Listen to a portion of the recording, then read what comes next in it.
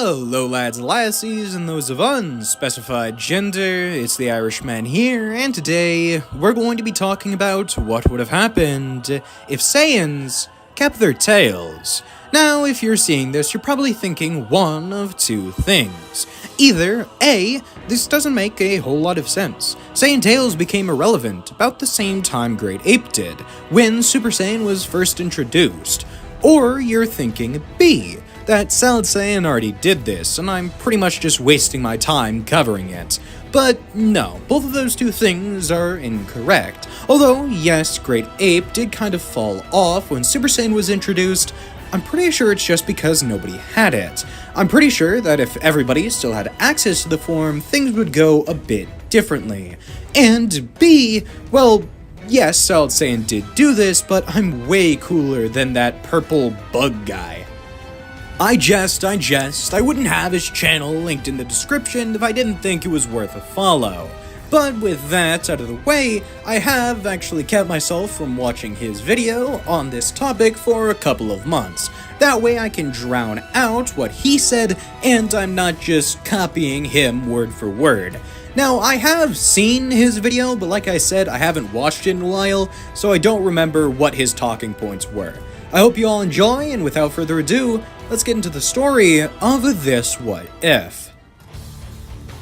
Goku is training atop Kami's lookout, and at one point during his training, the Elder Guardian would say that it'd probably be best to remove the Saiyan's tail, seeing as it's a weak point for him. It's been taken advantage of in the past, and even though most recently it hasn't been, it'd probably be best just to be safe and remove it. But Goku says not to. He's trained his tail not to be a liability in battle. In fact, it's pretty much just an extra limb. We saw this during the 22nd Tenkaichi Budokai when Goku was fighting against Krillin, and although the monk tried to grab Goku's tail, it did nothing because he had trained it not to do so. That way he wouldn't have this weak point on him. At this point, there's no drawback to having the tail on him.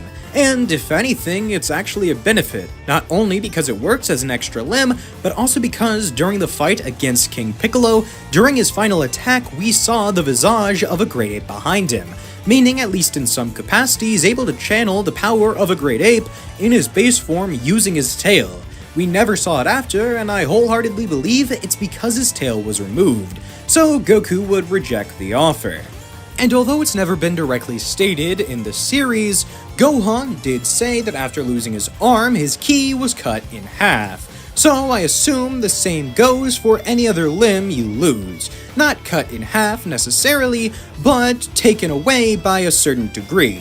So after losing Goku's tail, we'll say that his ki reserves and thereby power was decreased by 10%, and he here is 10% stronger. After his training with Kami is complete and it's time for the 23rd Tenkaichi Budokai, Goku would arrive on the tournament grounds. Except this time, everybody recognizes him right away. Even though his hair was covered up by a turban, the monkey tail gave it away right away that this is Goku, their longtime friend, and everyone rejoices to see him again, although it's definitely shocking since he does look mighty different. His match against Tien wouldn't be too different from the original, although Goku here is running laps around Tien, not only in the fact that he is incredibly quick, but also because his power is in an entirely different league from the human fighter. It already was before, but here it's an entirely different story. He's just too strong. Tien would put up a fight because he is a formidable warrior, but in the end he does still lose. Krillin wouldn't have his fight with Piccolo change at all, and even though he does lose, he does still believe that Goku will be able to pull out a victory, especially after seeing what he was able to do against Tien. And Krillin's confidence in his friend was not misplaced, as when the Demon King faces off against the Monkey Boy, the fight goes in the latter's favor undeniably. His overwhelming strength is enough to overpower Piccolo to an undeniable degree, and eventually Piccolo would have to be landed on the ground unable to move, or at least that's what they thought. As when Goku lets down his guard, the Namekian launches a demon beam through his mouth straight through Goku's chest, which ends up nearly paralyzing the Saiyan, but he's still able to move, albeit barely. And when Piccolo launches his giant beam to finally kill Goku once and for all, the Saiyan would be able to narrowly avoid it, flying in the air and soaring down, landing a headbutt straight on Piccolo's chest. That's some payback. And with the Demon King knocked unconscious, Kami would rush over to Goku, giving him a Senzu Bean, before preparing to end his other half once and for all, but Goku tells him not to. Much like with the choice to keep Goku's tail, keeping Piccolo alive is the best option here, mostly because it would end up killing Kami as well, but also because Goku believes that Piccolo can reform. Even though he is claiming to be the reincarnation of the Demon King, after all, he's just his kid. He isn't that same monster that terrorized the Earth all those years ago. He's just Piccolo. And given the proper guidance, he could be a good person. So, albeit reluctantly, Kami does decide to spare Piccolo. And after Goku gets hitched with Chi-Chi, we enter the Saiyan Saga, 5 years later when Raditz arrives on Earth, crashing onto the planet's surface with his space pod, terrorizing a farmer, and then going in search of the strongest power level his scouter can sense. And after encountering Piccolo and not thinking that this could be Goku for obvious reasons, he then flies off to the real Kakarot. And after landing at Kame House, he is absolutely sure that the person standing in front of him is Kakarot. Not only does he have his father's hairdo, he also has a Saiyan tail. His power is subpar compared to Raditz's own, but it is enough to majorly outclass anything else on the planet, and therefore has to be Saiyan. Although after explaining his motives, Raditz does not find the response he wanted. Goku instead decides to reject Raditz's offer to go along with him. He doesn't want to abandon his family, abandon his planet, kill countless innocent people just for the thrill of it, or to conquer worlds for some evil galactic emperor. That's just not Goku's jam. So Raditz decides to knee him in the stomach and then steal his kid. Kidnapping 101, Professor Raditz. However, after a surprise team-up with Piccolo, Goku is able to get his kid back. Although the fight is long and arduous, eventually it does come out with a victor, the Earth. Because sadly, Goku does still perish in the process, but the Earth is still safe, at least for the time being. They hope that Piccolo won't go on a rampage, but Goku has enough faith in him. So, after traversing Snake Way and training with King Kai for about a year, he would return to life. But let's not get ahead of ourselves. King Kai's training does still change exponentially. Don't get me wrong, he does still learn Kaioken and the Spirit Bomb. However, recognizing that both Nappa and Vegeta still have their tails and have most likely mastered the Great Ape form, King Kai wants to get Goku to do the same. Great Ape, or Ozaru, was one of the strongest tools in the Saiyans' arsenal. So if Goku can learn to use it and efficiently, he should be able to stand a chance against the other Saiyans. But if he can't, then the Earth is doomed. If Vegeta were to become a Great Ape, then Goku would be majorly outclassed without the same power. And seeing as King Kai's planet not only doesn't have a moon, but is actually probably smaller than a Great Ape Goku, it'd probably be best to find other ways to channel that power. And it just so happens Goku briefly did that same thing against King Piccolo years ago. King Kai would look into this phenomenon and see that it's happened a couple of times before. Multiple Saiyan warriors in recorded history apparently having the ability to turn into a Great Ape while still maintaining their base form size, entering a form known as Ikari, although most of the time these people were seen as outcasts, mutants, people that were repulsive to the rest of their race. And even though this could have been the legendary Super Saiyan in some people's eyes, for the large majority it was a genetic defect. They weren't able to get the same hulking size and power that the Great Ape has, even though they technically were, just in a smaller shape. And although incredibly difficult, Goku would be able to do it one time during his training, relatively early on actually, because 10 times gravity was still new to him, and very difficult to use. So, being pushed farther and farther, Goku would access the Ikari form, now being able to walk in 10 times gravity as if it was the Earth's natural force. But it doesn't last long. He fades out of the form, and after expending so much energy, he's bedridden for the next couple of days. But since he is still technically dead, once he wakes up, he's back to perfect fighting form. After accessing the power, though, King Kai would note that he had a bit of a more animalistic side to him. He wasn't the same Goku. He was different, more violent, more rage-filled. So if he's going to access that form again, he's going to need to make sure he has full control. So a lot of the time he spent on King Kai's planet would be mastering his mental state, rather than just increasing his power. It would result in Goku having the same over 8,000 power level, seeing as the 10% boost allowed him to get a bit stronger, but it faded away the less he spent on actual strength training.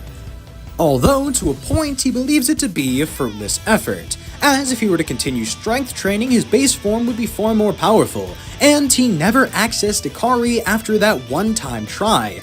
So maybe it's only something you can get after a long time without it, or it's something that you can only get when pushed to. Because 10 times gravity became less and less stressful the more he trained and got stronger. So maybe it was just the perfect blend of the environment and his need for the power that allowed him to transform, but it's all only speculation for the moment. But he was somewhat in control when using it, and he hopes that now with all that mental training as well, he'll be able to use the giant Ozaru form without losing control. Hopefully he won't lose another Gohan to that form.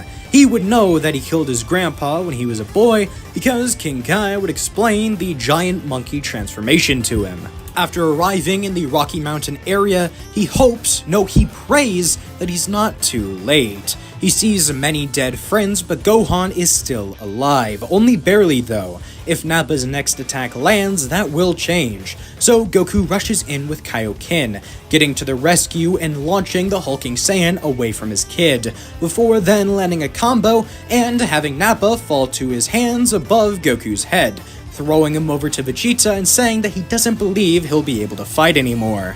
He tells him to leave before something happens that, well, Goku just doesn't want to. But Vegeta laughs it off. It doesn't matter.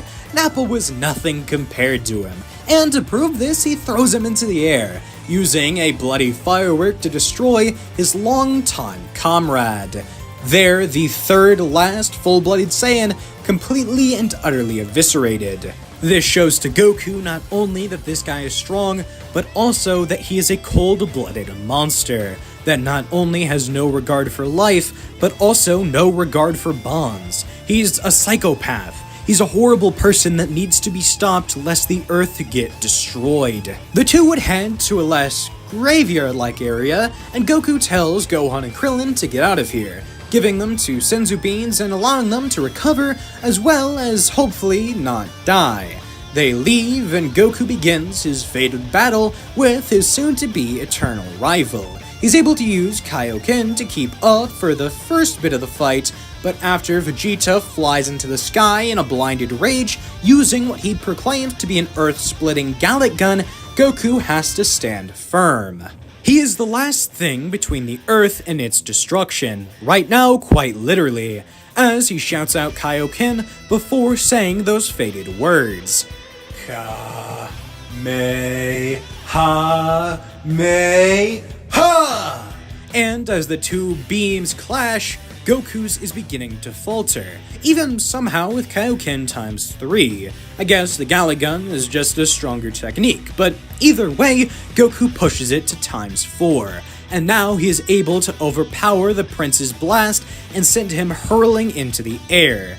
Vegeta is enraged by this, not understanding how a low-class warrior could surpass him, but then he looks for the moon, believing that if he were to turn into a great ape, the fight would be over here and now, but he can't find it.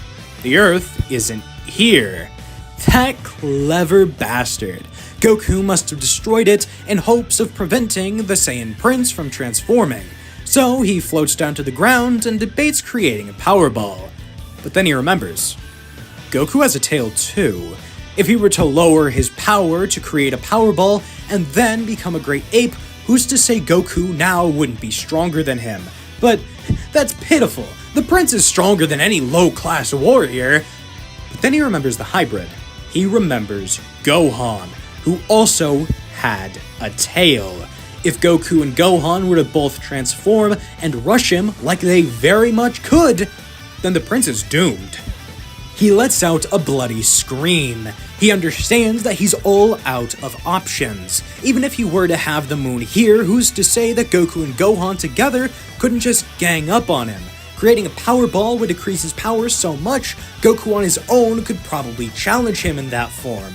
He has no options left. So, even though it hurts his pride oh so very much, he has to flee.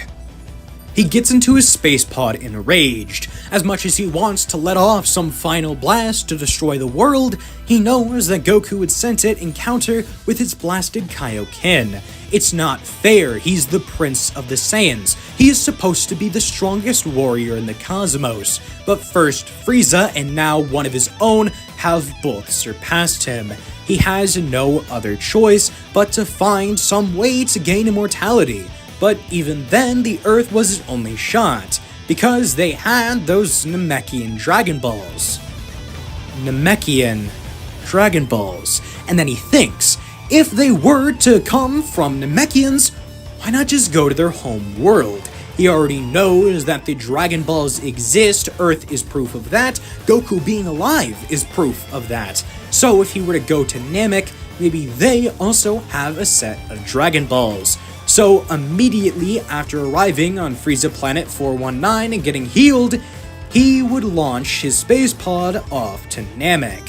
Sadly though, Kui would inform him before he does that Frieza had the same idea, and he won't let the monkey get off that easy. Frieza's already at Namek. You'll never get the wish orbs, Vegeta. Ha ha ha ha ha. He debates turning Kui into space dust right there and then, but he can't waste any more time getting to the home of the Namekians. If immortality is going to be his, he needs to get there now.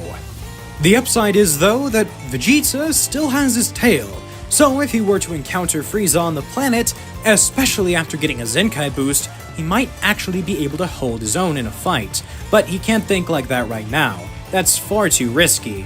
Right now, his main priority is getting the Dragon Balls, and then he can worry about Frieza. Back on Earth, Goku would be surprised that Vegeta actually took him up on his offer to just head home.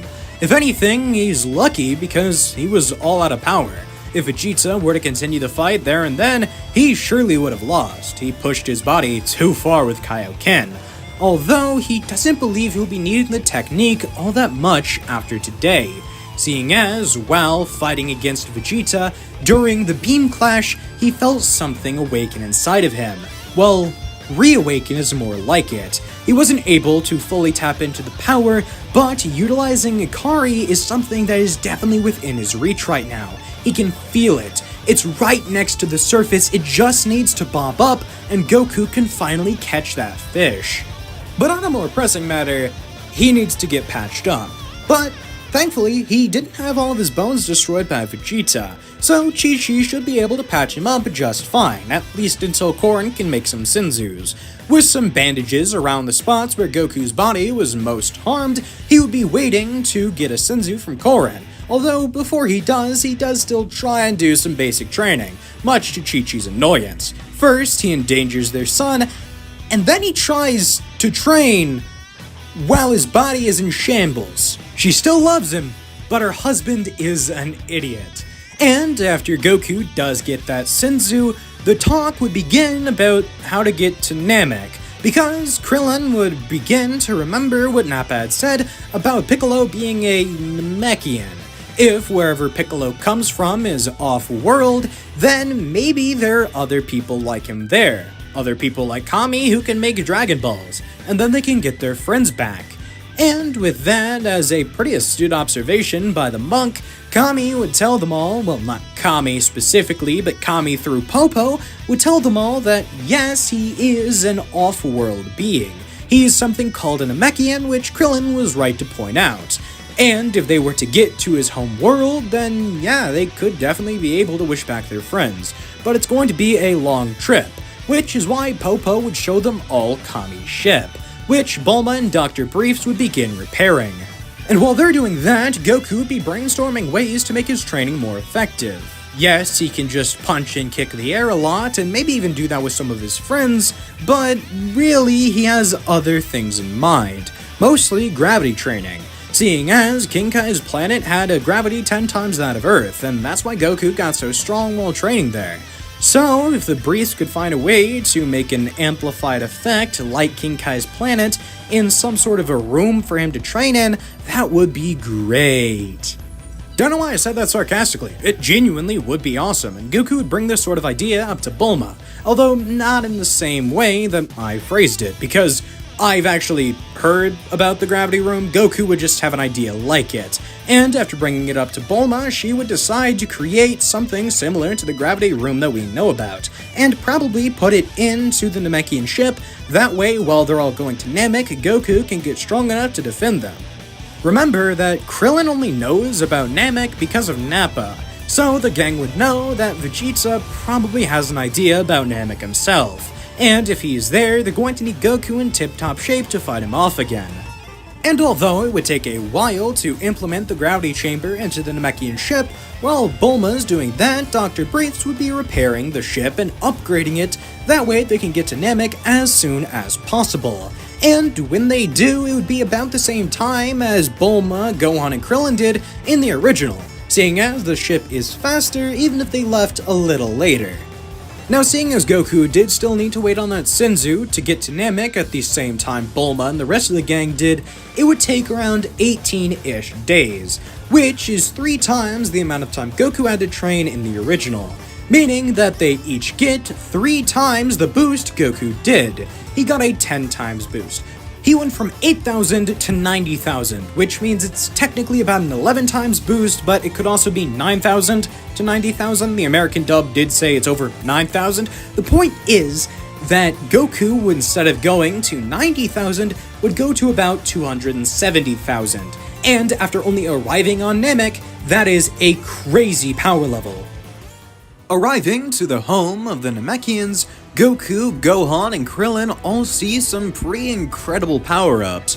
Bulma's there too, but she's mostly just there to help out with technical stuff, like the Dragon Radar, adjusting it to be able to sense Namekian Dragon Balls. It's not terribly difficult, they have similar frequencies, but it is still something that only she could do. And with Goku and the gang there to keep her safe, it should be a pretty fun trip.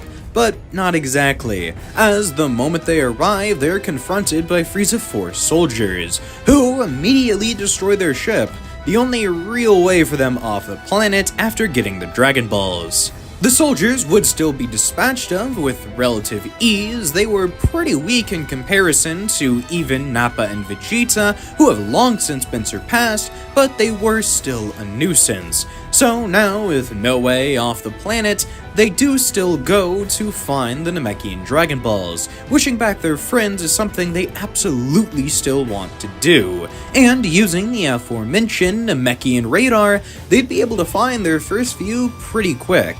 Although before they get to the hunt, they would sense a power out in deep space, getting closer and closer to the planet. This is, of course, Vegeta. Goku, although confident in his own abilities, does understand that they're going to have to be careful lest getting into an altercation that could result in the destruction of the planet. Krillin proposes that they just go and beat Vegeta now. Himself and Gohan could probably do it on their own. But Goku rejects this, stating that the collateral damage from the fight would be too severe, and the Namekians are innocent people. They don't deserve that kind of destruction on their home. So, keeping to themselves for now, the Z-Fighters would go in search of the Dragon Balls using the aforementioned Namekian radar, and they'd be able to find villages containing Dragon Balls pretty easy. Each time, they'd be able to convince the Namekian leaders of said villages to be able to hand over their prized possession. not only because they would be going about it in a docile manner in comparison to what Frieza and Vegeta are doing, but also those two entities being on the planet gives them all the more reason to make allies with the Z-Fighters, even if it does mean handing over the Dragon Balls. Although eventually two of the groups would collide. While the Z-Fighters were setting up camp in a nearby cave to one of the villages, Frieza and his forces would be soaring past. Goku would immediately command that Krillin, Gohan, and Bulma all rush into the cave. However, even though he wants to as well, his body isn't letting him. His body is telling him to move, hide. The power in front of him is far too extreme for him to take on at this moment. However, his body is rejecting it. He wants this fight, he wants that thrill, and to be honest, something deep down is telling him he's obligated to, whether it be because he wants a proper challenge or because he needs to expunge this evil from the universe. Either way, Goku wants to confront this person. So the Saiyan raised on Earth stands tall as Frieza and his army soars past. For a brief moment though, Goku and Frieza would lock eyes. The Emperor believes he had seen a ghost, the one that he had killed so long ago, the Saiyan that was trying to protect his homeworld. It had to have just been his eyes playing tricks on him, but on the off chance there are Saiyans here, whether they came in search of the Dragon Balls or somehow landed on Namek, he is a little wary. Sure, they're no threat to him, but his forces could possibly be taken care of by whatever resistance he finds. And who knows, maybe this is the Super Saiyan. He's always cautious about those sorts of things. So Frieza takes a mental note of this. There could be legendary warriors on this planet, people who could push even him. Although this is extremely unlikely, it is something he has to keep in mind, so he does. And even though it could just be his mind playing tricks on him, there's no way to be too safe. A couple of hours later, Goku and Gohan would be working together to try and find more Dragon Balls, and after peering down on a Namekian village currently being invaded by the Emperor, Goku would want to lash out, even though his mind right now is able to stop him. His body is urging him to begin this fated duel, yet he can't. Not yet. His Saiyan instincts are roaring, more so than ever before thanks to his tail. He still has that connection to his bloodline, but he's able to resist it for the time being. However, Gohan is forced to act by a different part of his mind. Rather than his desire for a challenge, instead he is shoved into action by his ideals of justice. He can't stand seeing innocent people being slaughtered in the dozen, so he rushes down, kicking Dodoria miles away before then grabbing Dende and flying off. Dodoria makes chase, but Goku steps in, blasting him away with a single attack, following Gohan and making sure that his kid is safe, while Zarbon follows close behind through Frieza's orders. Goku would slow down ever so slightly, that way Zarbon can keep pace, doing this repeatedly until Zarbon believes that he is actually catching up to the Saiyan duo. And once Zarbon is close to their coattails, Goku would float down to the ground and store his power up just a little bit to intimidate one of Frieza's men.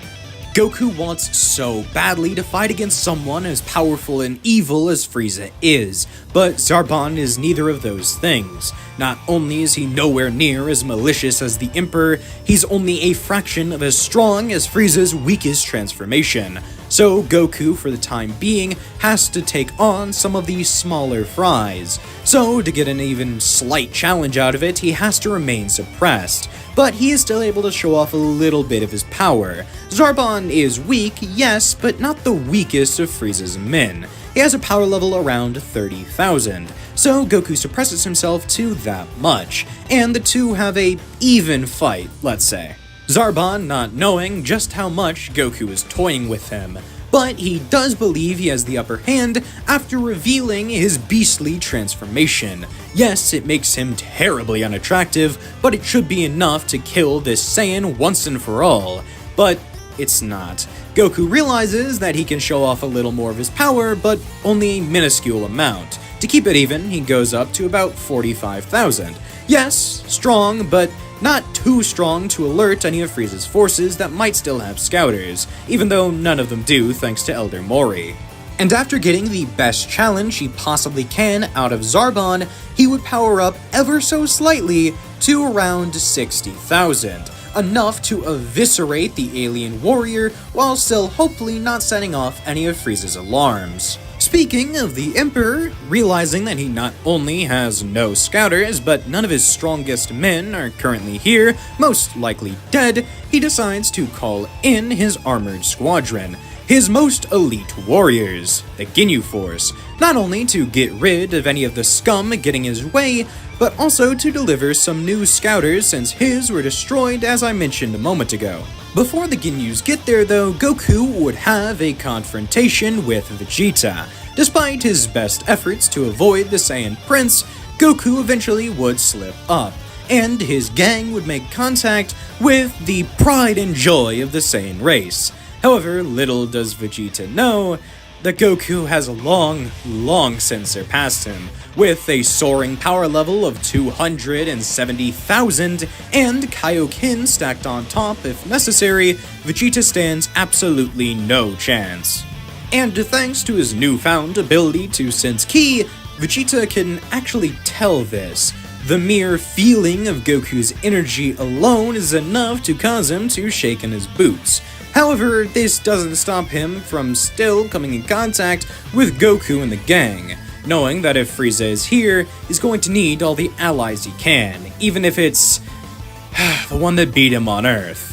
He comes to the Z-Fighters with a proposition of peace. He wants a truce, at least long enough for him to get the Dragon Balls, but he doesn't tell them that. He says that there's a power on this planet that far surpasses anything that they've seen before. His name is Frieza. He's a galactic tyrant and the worst of the worst, scum of the universe who needs to be wiped away. And the only way Vegeta can see himself accomplishing this is with the help of the Z-Fighters. Krillin would laugh this off, saying that he's lucky they haven't killed him yet for what he did back on Earth. He killed their friends for God's sakes, it's the only reason they're here. But Goku stops him. Although, yes, what Vegeta did was terrible, they are currently trying to undo that, and if Vegeta helps them with this task, then he will repent, at least in his eyes. Sure, Krillin doesn't have to be his best friend, but it only makes sense to have temporary alliances that could turn into permanent friendships. Just look at Piccolo. Yeah, he wasn't the best guy starting off, but eventually he sacrificed his own life for Gohan's, and that's redemption, at least in my eyes. So, albeit reluctantly, Krillin does agree to be on docile terms with Vegeta. He won't start anything, but he sure as hell will finish it if Vegeta begins acting up. So, the Saiyan Prince obliges and says he'll be on his best behavior, and the inside laughing to himself because, yes, technically Krillin is stronger than him for the moment. The second that he gets immortality, none of the Earthlings will stand a chance. So, with the alliance confirmed, the gang would go in search of the Dragon Balls once more. Goku, Gohan, and Krillin working as a three-man team, eventually finding Guru's house, where they would all have their potentials unlocked. For Krillin, he would just get a boost in strength, and it's pretty much the same for Gohan. But for Goku, he's finally given the ability to tap into the power he's been trying for so long.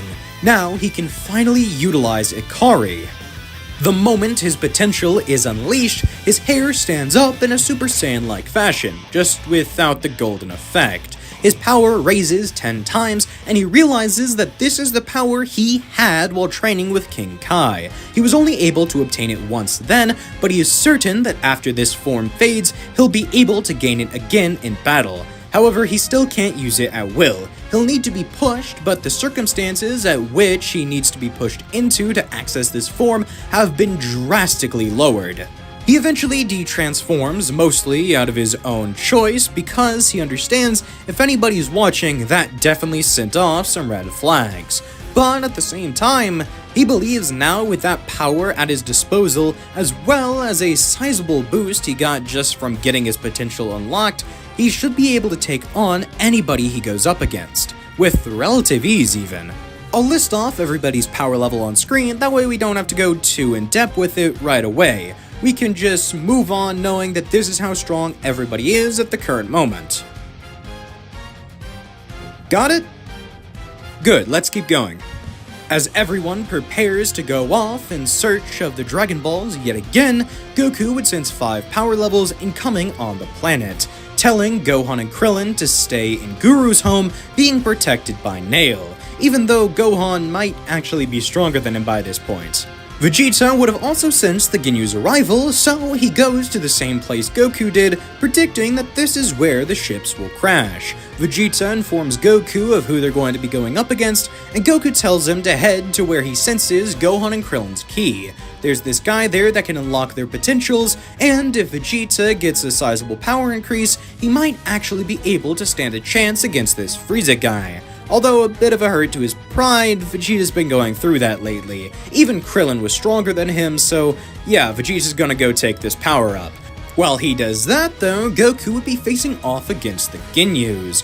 All 5 of them working together are powerful, but having already been informed of their hack's abilities, Goku would take out Guldo first, making sure he can't freeze time.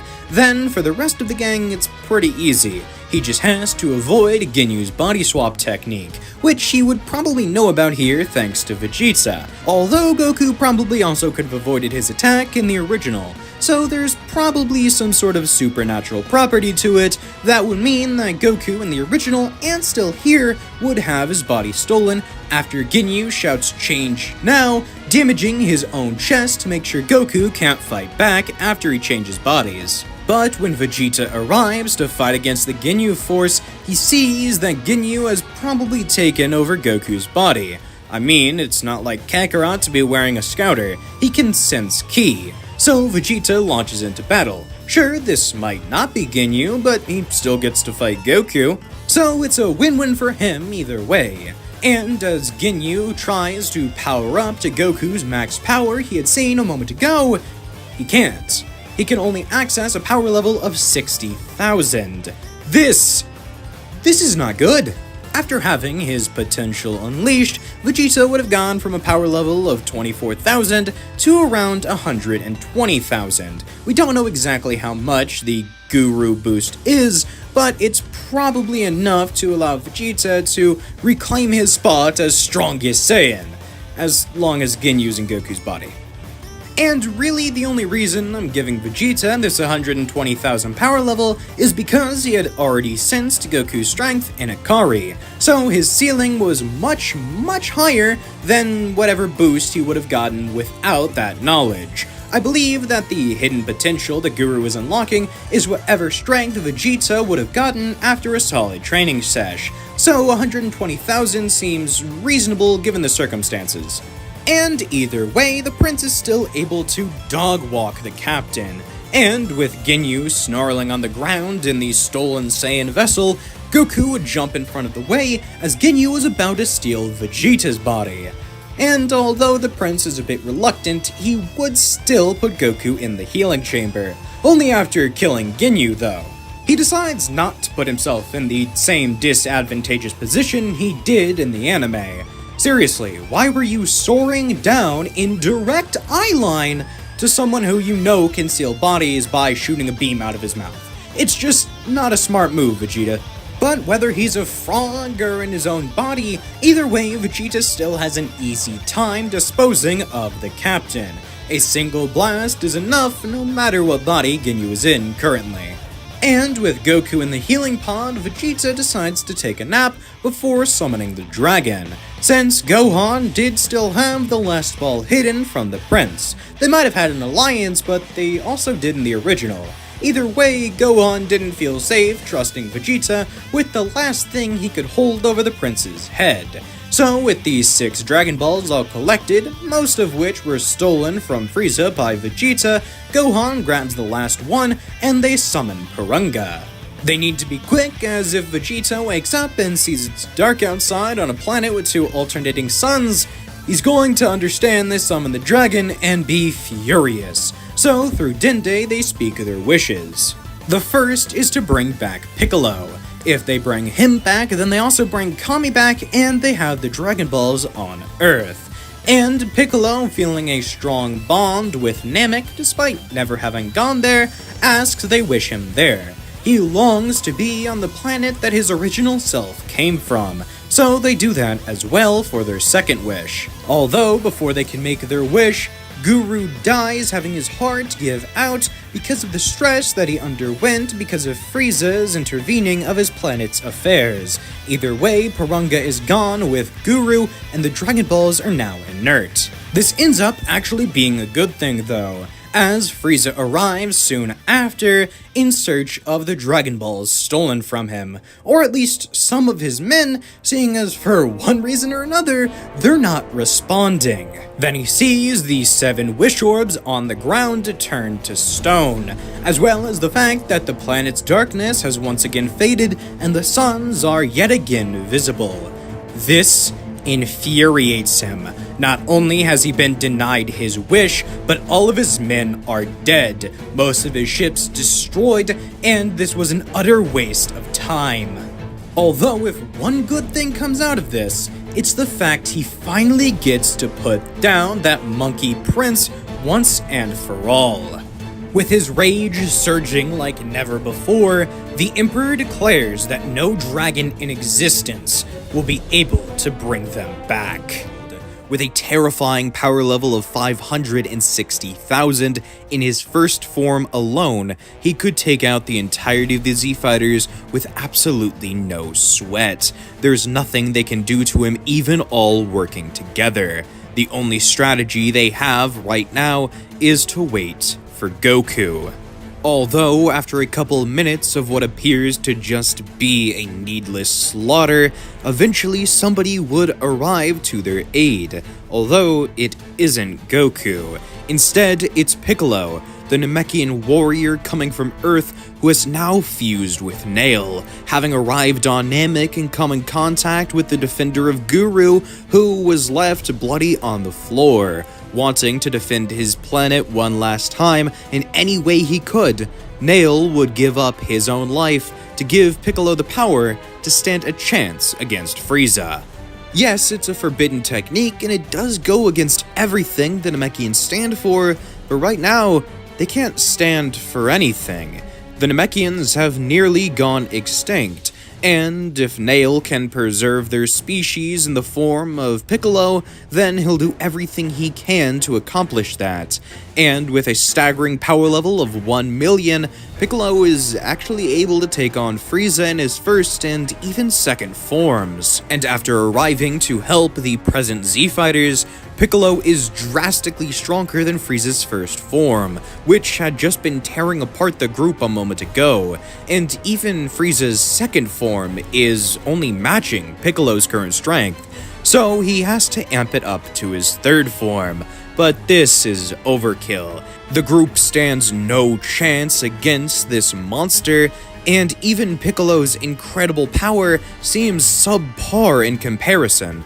But now, basking in the feeling of superiority once again, Frieza decides to allow them a fitting death. They had been a problem in his backside for the past couple of days, and for some of them for the past couple of years. So he gives them a death worthy of such problems, going into his final and most powerful transformation, his true final form.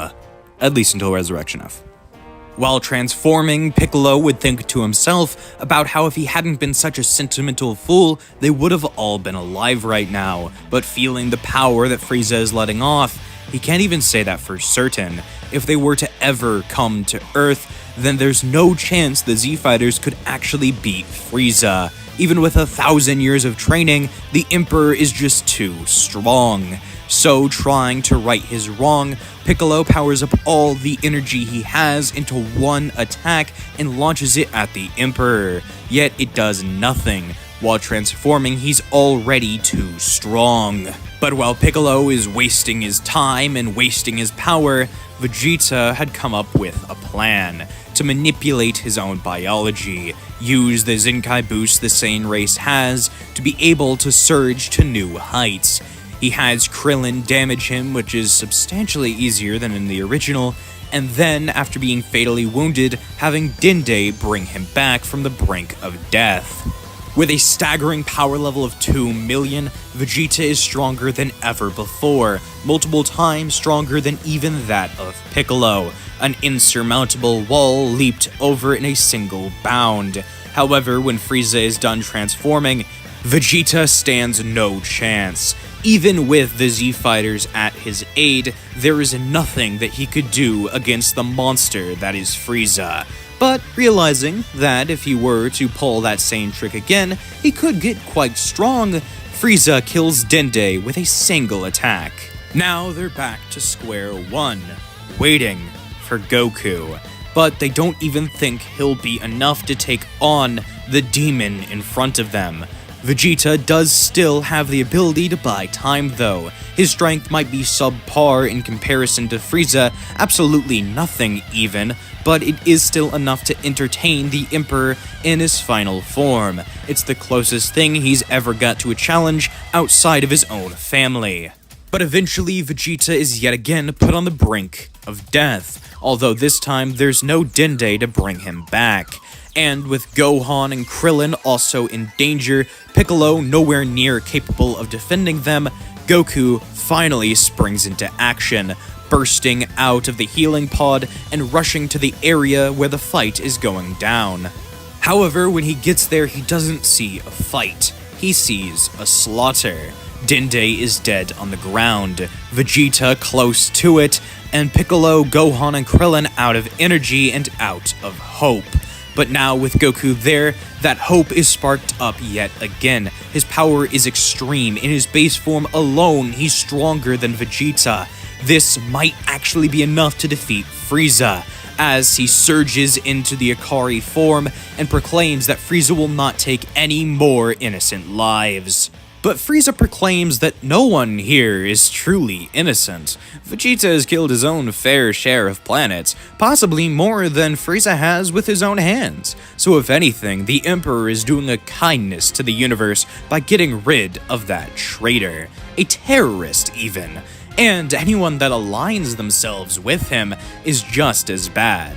But Goku isn't here for a debate of philosophies. Anyone that hurts his friends has got to go. So he immediately rushes in, landing a right hook on Frieza's cheek, sending him flying meters away. With a power level 2 times that of his original self, Goku in Ikari is capable of pushing Frieza to use nothing less than 50% of his full power.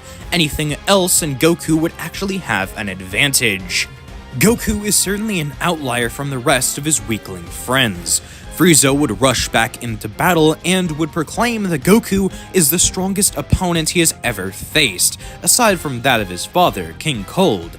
But either way, Goku is still a formidable challenge, and will be treated as such. Frieza demonstrates 60% of his full power. Here he is losing stamina, but nowhere near as quick as his full power would do.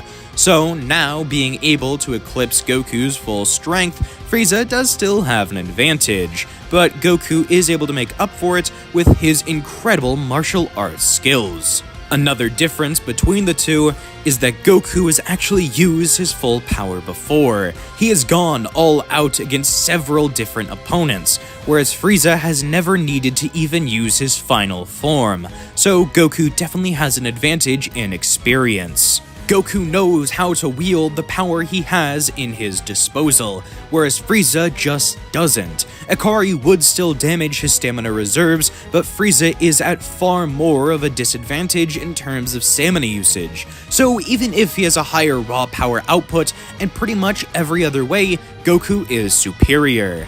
And understanding this, Frieza would go to 100% right away, realizing that if he's supposed to win this battle, he can hold nothing back. And Goku is definitely being put on the back foot by this incredible power.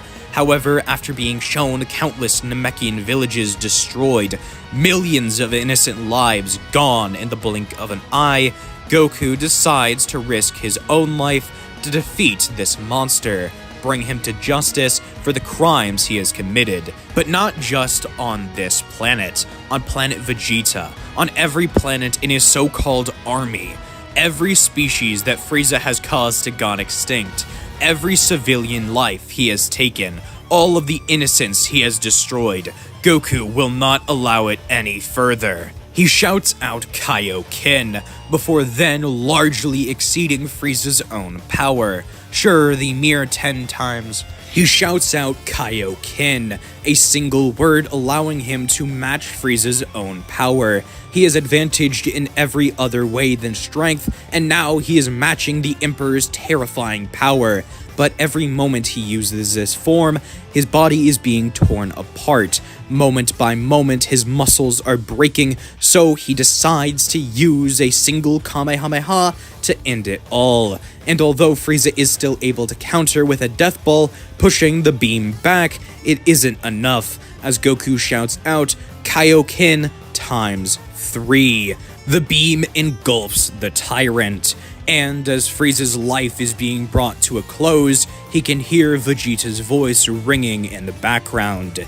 This is the power of a Super Saiyan. And with Frieza's chapter of this story being brought to a close, the Z-Fighters on Namek would reunite. Back on Earth, Kami would wish back everybody killed by Frieza and his men. This would lead to all of the Namekians being brought back, except for those killed by Vegeta. But Vegeta himself is also brought back. So Vegeta will have to live with his sins crawling on his back. However, the Dragon Balls on Namek have also been restored, and they have one wish left on Porunga. And with the Dende thinking fast, he would wish for Elder Guru to have his youth restored. Now, not only will the Namekian people have their leader for another couple of decades, but the Dragon Balls will come back after a couple of months, so the Z-Fighters, as long as they stick around for a while, will still be able to revive their friends. There was no reason to bring the Namekians to Earth in this scenario, and Tien and Chaozu are two separate people that couldn't be revived by one wish on Porunga at the current moment, so they'll have to wait a couple of months either way, except now Guru gets to stay alive, which is a major upside for the Namekian people. And for the Z-Fighters, it means they're going to be able to get their wishes a bit faster, rather than waiting on Elder Mori to make a new Porunga. So for the next couple of months, what would the Z-Fighters be getting up to? Well, Vegeta and Bulma would be starting a relationship, and Bulma would be creating a spaceship, one capable of bringing them back to Earth. Really, she's dividing her time half between sleeping with Vegeta and half between trying to bring them all back to their homeworld. And honestly, she's probably prioritizing the former rather than the latter. As for Goku and Gohan, together they would be exploring Namek. They would do some training every now and again, but it's a wonderful opportunity for Gohan, and Goku doesn't want to waste that for him. Gohan is interested with everything on Namek. It's an entirely new world, and Goku wouldn't want to ruin that experience for his son. Sure, he might prioritize training, but Gohan just doesn't, and it's not like there's any threat they're preparing for, so he lets Gohan just be a kid.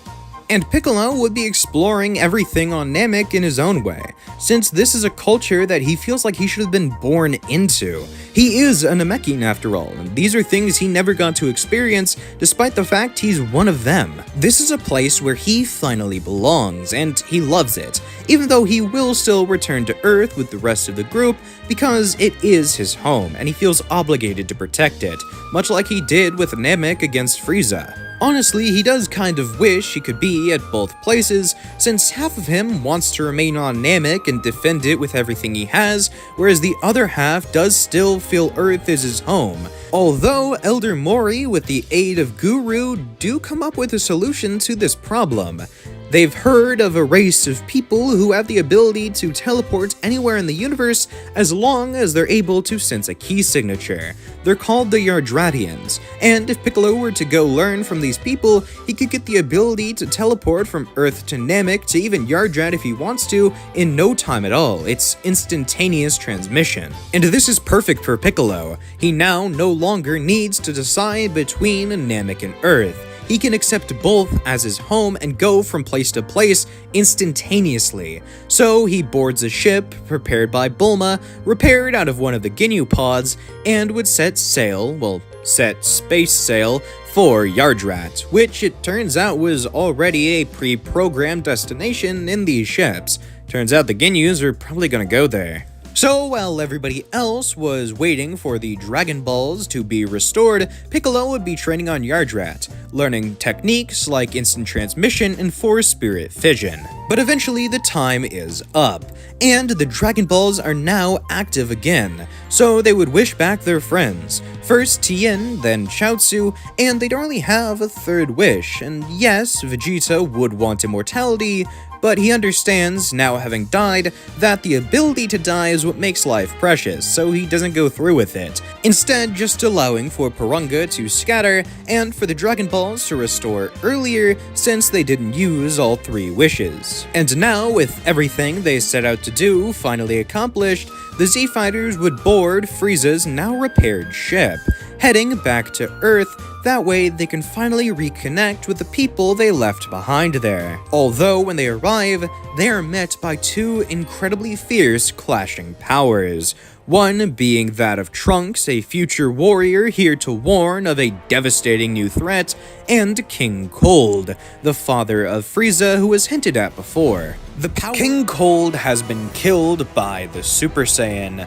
Trunks stands there in a glowing golden light that Vegeta claims has to be a Super Saiyan, and much to everybody's surprise, Trunks actually confirms it as such. He begins explaining his tragic backstory. He comes from a future timeline in which 2 androids popped up out of nowhere. A couple miles away from South City, 2 androids known as 17 and 18 begin wreaking havoc. The Z-Fighters tried to stop them, but the incredible power the androids wielded proved to be far superior than anything that the group had. It was said that even Goku's Ikari Kaioken combo would have done nothing to them, although it was never actually proven because Goku died a couple years before. In about 2 years' time, Goku will get the heart virus. Before he ever gets the chance to fight against the androids, he'll be taken out by an unstoppable threat.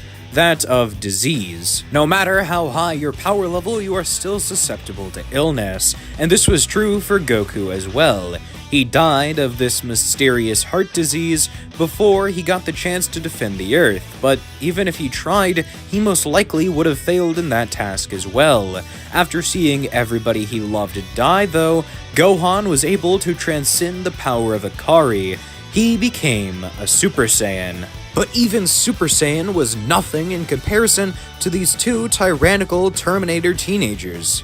Eventually, Gohan met up with Trunks and Bulma, who gave him refuge, and the chance to maybe actually get the upper hand on the androids. If he were to be able to train Trunks to get Super Saiyan, then he's sure they'd be able to take down 17 and 18 once and for all, but sadly, Trunks never actually got the form, and based on manga content, especially the fact he actually did get Super Saiyan in the manga, that probably wouldn't have been enough anyway. So Trunks, with the help of Bulma, was able to go back in time after Gohan's death, which was the catalyst for Trunks' own Super Saiyan transformation. So, alongside giving Goku the heart virus medication, they would also all tell them all how to achieve Super Saiyan. They have to find what means most to them in their lives, and then imagine losing it. For Goku, what if he lost Chi-Chi and Gohan? For Gohan, what if he lost his mother and his father? For Vegeta, what if he lost Bulma? Well, actually, that might not do much for him right now, but what if his hairline was even worse? And hopefully, through imagining these things, we'll be able to tap into Super Saiyan. But past that, Gohan did have one last word of advice for all of them there. They need to try and find a way to mix Super Saiyan with Ikari.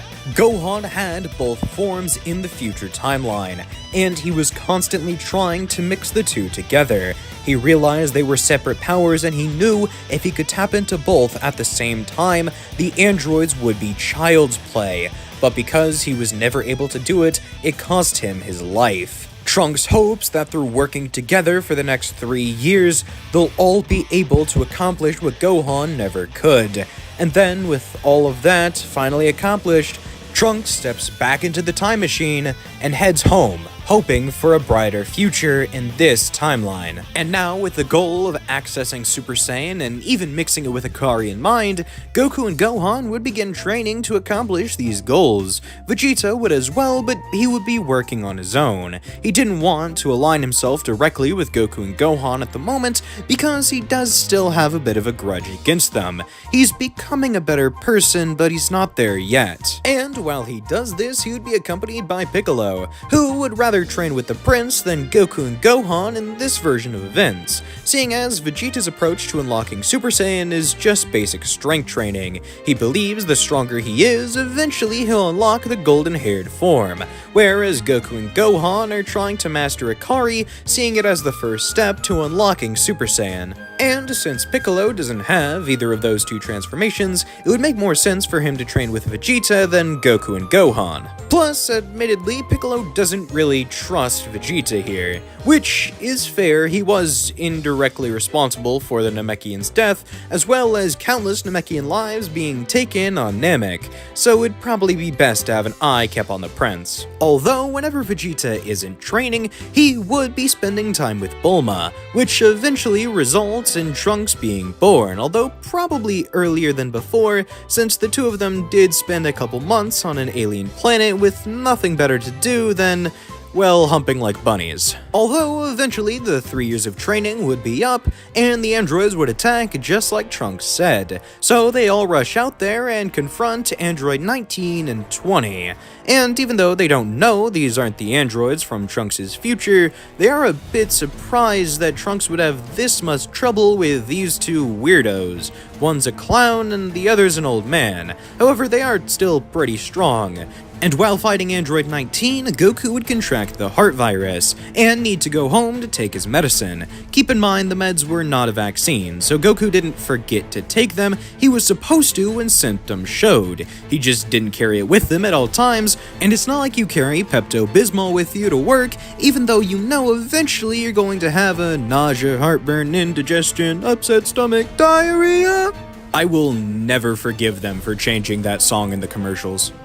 I'm getting off track. Vegeta would step in, demonstrating that he too had achieved Super Saiyan, before then ripping the arms off of Android 19 and making the android finally feel fear, using a Big Bang attack to finish him off once and for all before beginning to deal with the Mad Doctor, but he doesn't actually get the chance to as Gero flees, realizing he is way out of his depth here.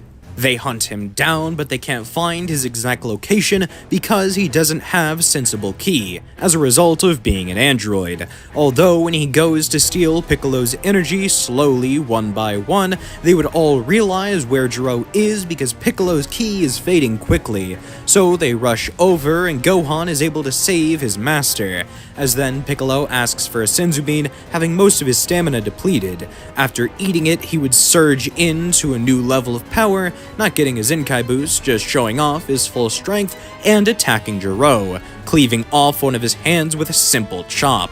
The Mad Doctor is infuriated, but he knows there's nothing he can do, so he rushes off yet again, this time into his secret laboratory. He's able to close the door before they get in and releases 17 and 18, opening the door and allowing for them to finally gaze upon his greatest creation, who just so happens to kill him near immediately. 17, with a single kick, knocks off Gero's head. He stomps down on it, finally laying the evil scientist to rest down in hell where he belongs. Although, just because Gero is gone doesn't mean the threat is, as both 17 and 18 were the real deal, the androids they were warned about, and they release 16, the by far strongest creation of Gero, save the secret project he has down in the sublab. Although Trunks had arrived on the scene, and now seeing 17 and 18 yet again being unleashed on the world, he lashes out, using a burning attack, but it does nothing. They're unscathed even if the lab was destroyed. Even as a Super Saiyan, Trunks was nothing in comparison. The Z Fighters now see firsthand what Trunks was talking about. Vegeta would take on 18, and Trunks would rush in to help. 17 would try and stop him, but Gohan and Piccolo would take on that android. Gohan has Super Saiyan here, and Piccolo is far more powerful because he was training with Vegeta in the gravity room, rather than just training out in the middle of nowhere with Goku and Gohan. Vegeta had gotten strong enough to actually overcome 18's raw power advantage, but because of Super Saiyan's incredible drain on stamina, he was quickly losing power, whereas 18 stayed the same. The androids don't lose stamina, meaning that they can go 100% the entire time and stay just that strong. And even though Trunks was definitely benefiting Vegeta here, the two of them, even working together, could not take down 18. They did get pretty dang close though,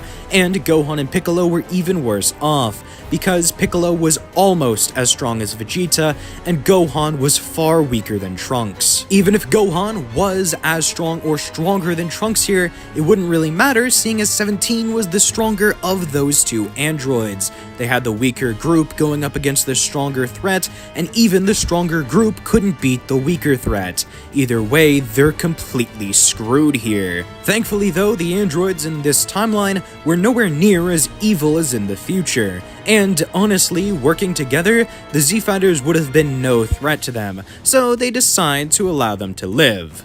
For now, that is. Although the cyborgs do tell the group that if they were to get in their way again, well, the androids wouldn't be so generous. Krillin would give them all Senzus because they were plenty beat up, and Piccolo would launch off to the lookout, enraged that he couldn't defend the planet he had sworn to. Vegeta would head to Capsule Corp looking to get strong enough to beat those glorified washing machines, and Trunks would follow his father.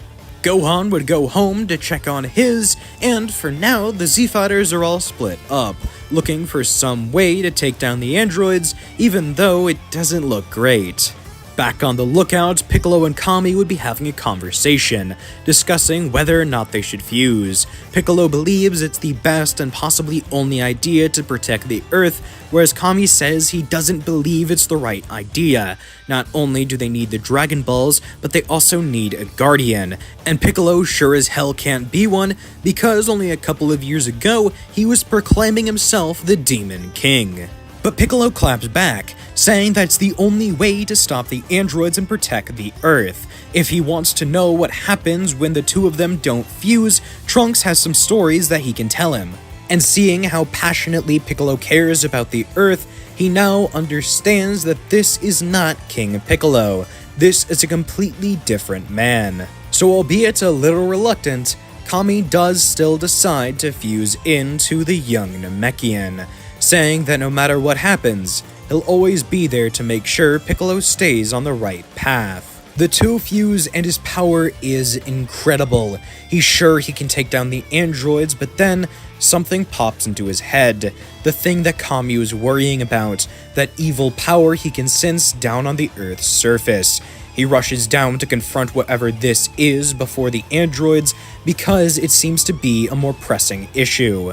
He puts two fingers to his forehead and teleports over there instantly, before then beginning to fight against Cell. It seems even at first, but Piccolo is extremely suppressed.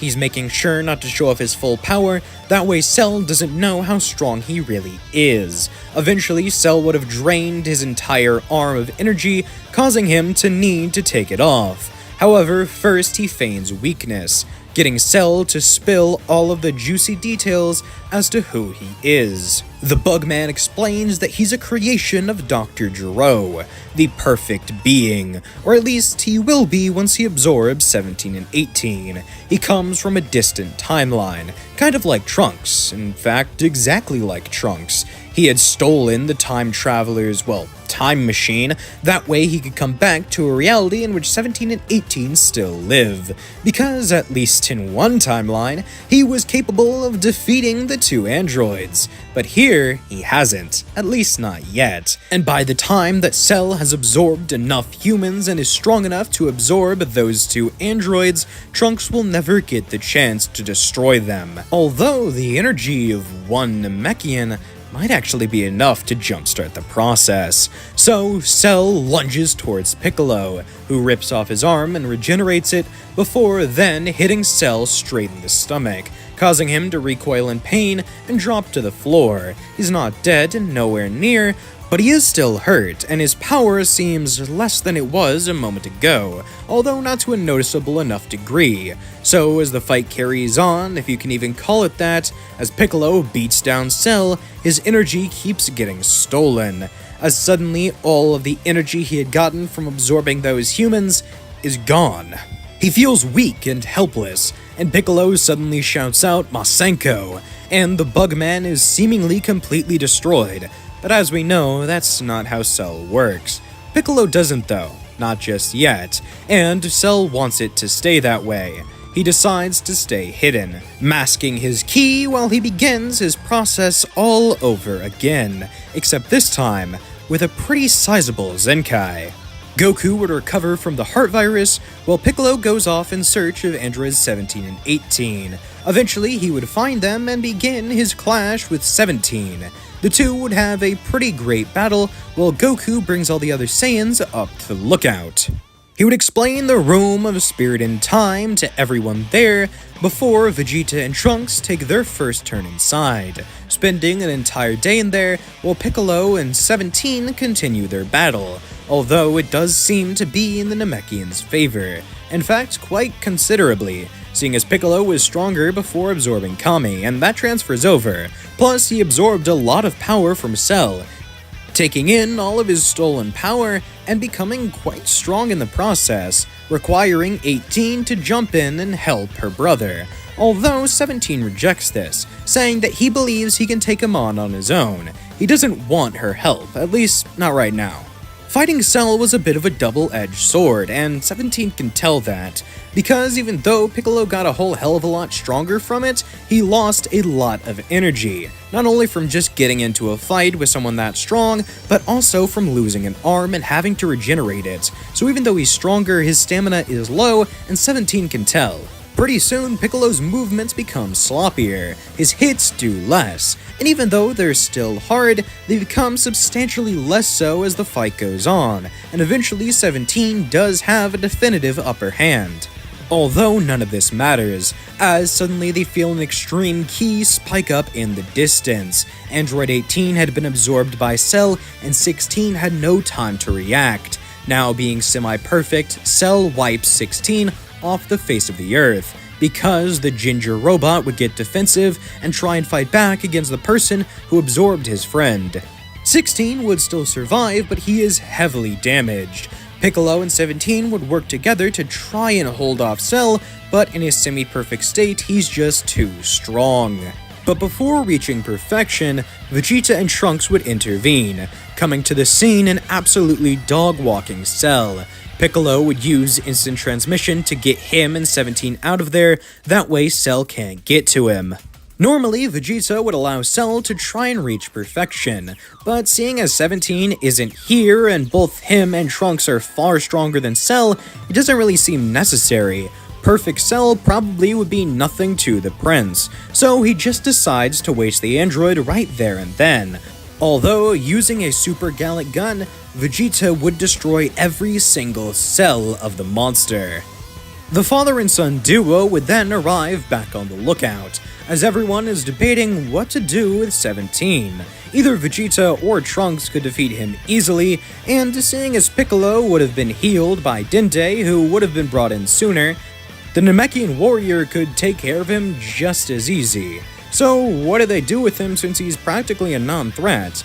Well, Trunks says that they should kill him now. He was an evil, terrible person in the future, and he probably is still here. But Piccolo rejects this idea, saying that if he and Vegeta are any example, then people can change. And technically, 17 hasn't done anything yet, at least not in this timeline. So why not just teach him to use his powers for good, rather than going around killing people? In fact, Piccolo would offer to do it himself, train 17 to be a good person and reform like Piccolo had, and 17 agrees, realizing the alternative is his death.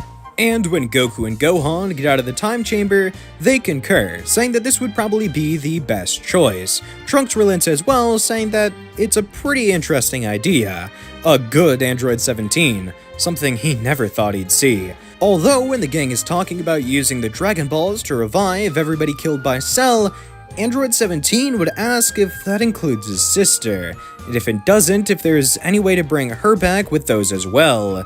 And everyone is a bit wary on whether or not they should do that, since she is also technically evil in the future. The same argument goes for her as with 17. So they agree, and even though it doesn't fit into the circumstances of the first wish, they can use an entirely separate wish on Shinron now that it's Dinde's dragon instead of Kami's. So with 18 also being revived, Piccolo has 2 new students. And for the next 7 years, the Z Fighters continue their training, but Gohan does take a step back from it. He does still keep up with his training, Goku would never let him slack off on that, but he does still take a slightly different route than the others, choosing to go to school, become a scholar, and all around live the life his mother wanted him to. It's a little sad to think that Trunks had left before he got the chance to see at least one Gohan was living the life he always wanted. Although not everything is peaceful, as with a tournament around the corner, a new threat rears its ugly head. The Z Fighters all gathered together for the 25th Tenkaichi Budokai. This all takes place 7 years after the defeat of future Cell, as well as technically present Cell, but he was little more than a fetus when he was completely obliterated. Krillin and Piccolo having raided his lab to make sure that Jiro's greatest creation couldn't become a problem in the future. For the last 7 years, it's been peaceful, and the Z Fighters have no reason to believe that anything will change. They're all gathering together for this tournament just to test which one of them is truly the strongest under the heavens. When all of these separate groups arrive to the tournament grounds, Krillin is incredibly shocked to see that Goku has another kid, this time named Goten, and Goku is equally shocked to see that Krillin has settled down as well, but this time with Android 18. They all knew that her and her brother had reformed under Piccolo's teachings, but to see that Krillin had actually settled down with someone who was a threat only a couple of years ago is still a little weird. Nevertheless, everybody is still happy for him. 17 would also be more connected with the group and would be participating in the tournament. After all, he still wants that boat, and there's a pretty sizable chunk of change if you win this thing, so he definitely signs up for it. Even weirder than the androids, though, is the fact that Gohan actually has a girlfriend. Her name is Videl, and Gohan met her while attending Orange Star High School. She's the daughter of Mr. Satan, the world champion, or at least soon-to-be former world champion. Oh, I'm just kidding, I know, there's nobody that could actually beat Hercule, but it's fun to joke about, right? Although, as the tournament contestants are finally selected, there are 2 people that stand out amongst the crowd. 2 who certainly have to be alien, as they don't resemble any sort of species found on Earth. But for the time being, they're left alone, since there's no reason to suspect them for any sort of foul play. Although, as the tournament matches start off, another duo makes themselves known. A certain member of that duo absolutely pulverizing Videl, leading to Gohan lashing out, but knowing that he can't intervene. Although when her match is finally over, she would be brought to where the rest of the tournament fighters are, and Gohan would give her a Senzu Bean, that way she wouldn't have to stay in pain for very much longer. Although when the hybrid Saiyan enters his own match, it would be up against Kibito, one of the 2 individuals that seemed odd to the rest of the group. He would prompt Gohan to show off his full power, Super Saiyan and all, which is shocking since he didn't think that anybody in the tournament would know about Super Saiyan save their own group, but Gohan does still oblige, going one step further and demonstrating Super Saiyan 2. He might not have gotten the opportunity to fight against Cell and unlock the transformation there, but after 7 full years of training with Goku, Gohan would eventually achieve the form. His power is incredible, So much so that Spopovich and Yamu spring into action, sucking Gohan dry of all of his energy before fleeing. Normally, Gohan would have been able to retaliate, however, the Supreme Kai was just barely able to keep him paralyzed long enough for the two to sap him of his energy.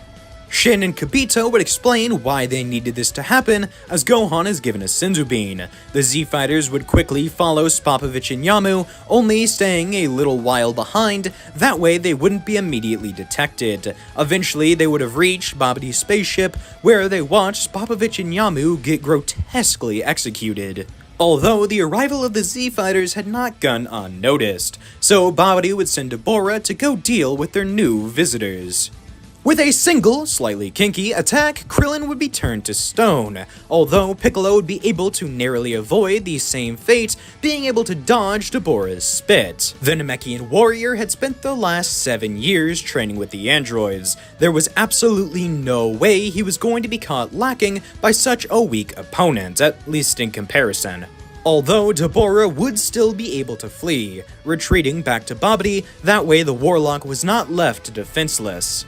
The group, being led by Supreme Kai, would then invade the wizard's ship, and being met with numerous challenges, the Z-Fighters would still persevere. Vegeta being able to easily overpower Pui Pui, and Goku being able to overload Yakon with light, leading to both of Babidi's henchmen destroyed, and the final challenge being Deborah, the so-called King of the Demons. And having already claimed that very same title years ago, Piccolo would decide to take on Deborah on his own, while the others go after Babidi. With the already conservative way that Piccolo fights, he would be able to not expend nearly enough energy to revive Buu, while still being able to take on Deborah with relative ease. With the incredible potential of the androids and Piccolo being an excellent teacher, all three would have gotten drastically more powerful than Super Perfect Cell, which Deborah was compared to. And although the group was still being cautious as to not release enough energy to revive Buu or give Babidi any excess power,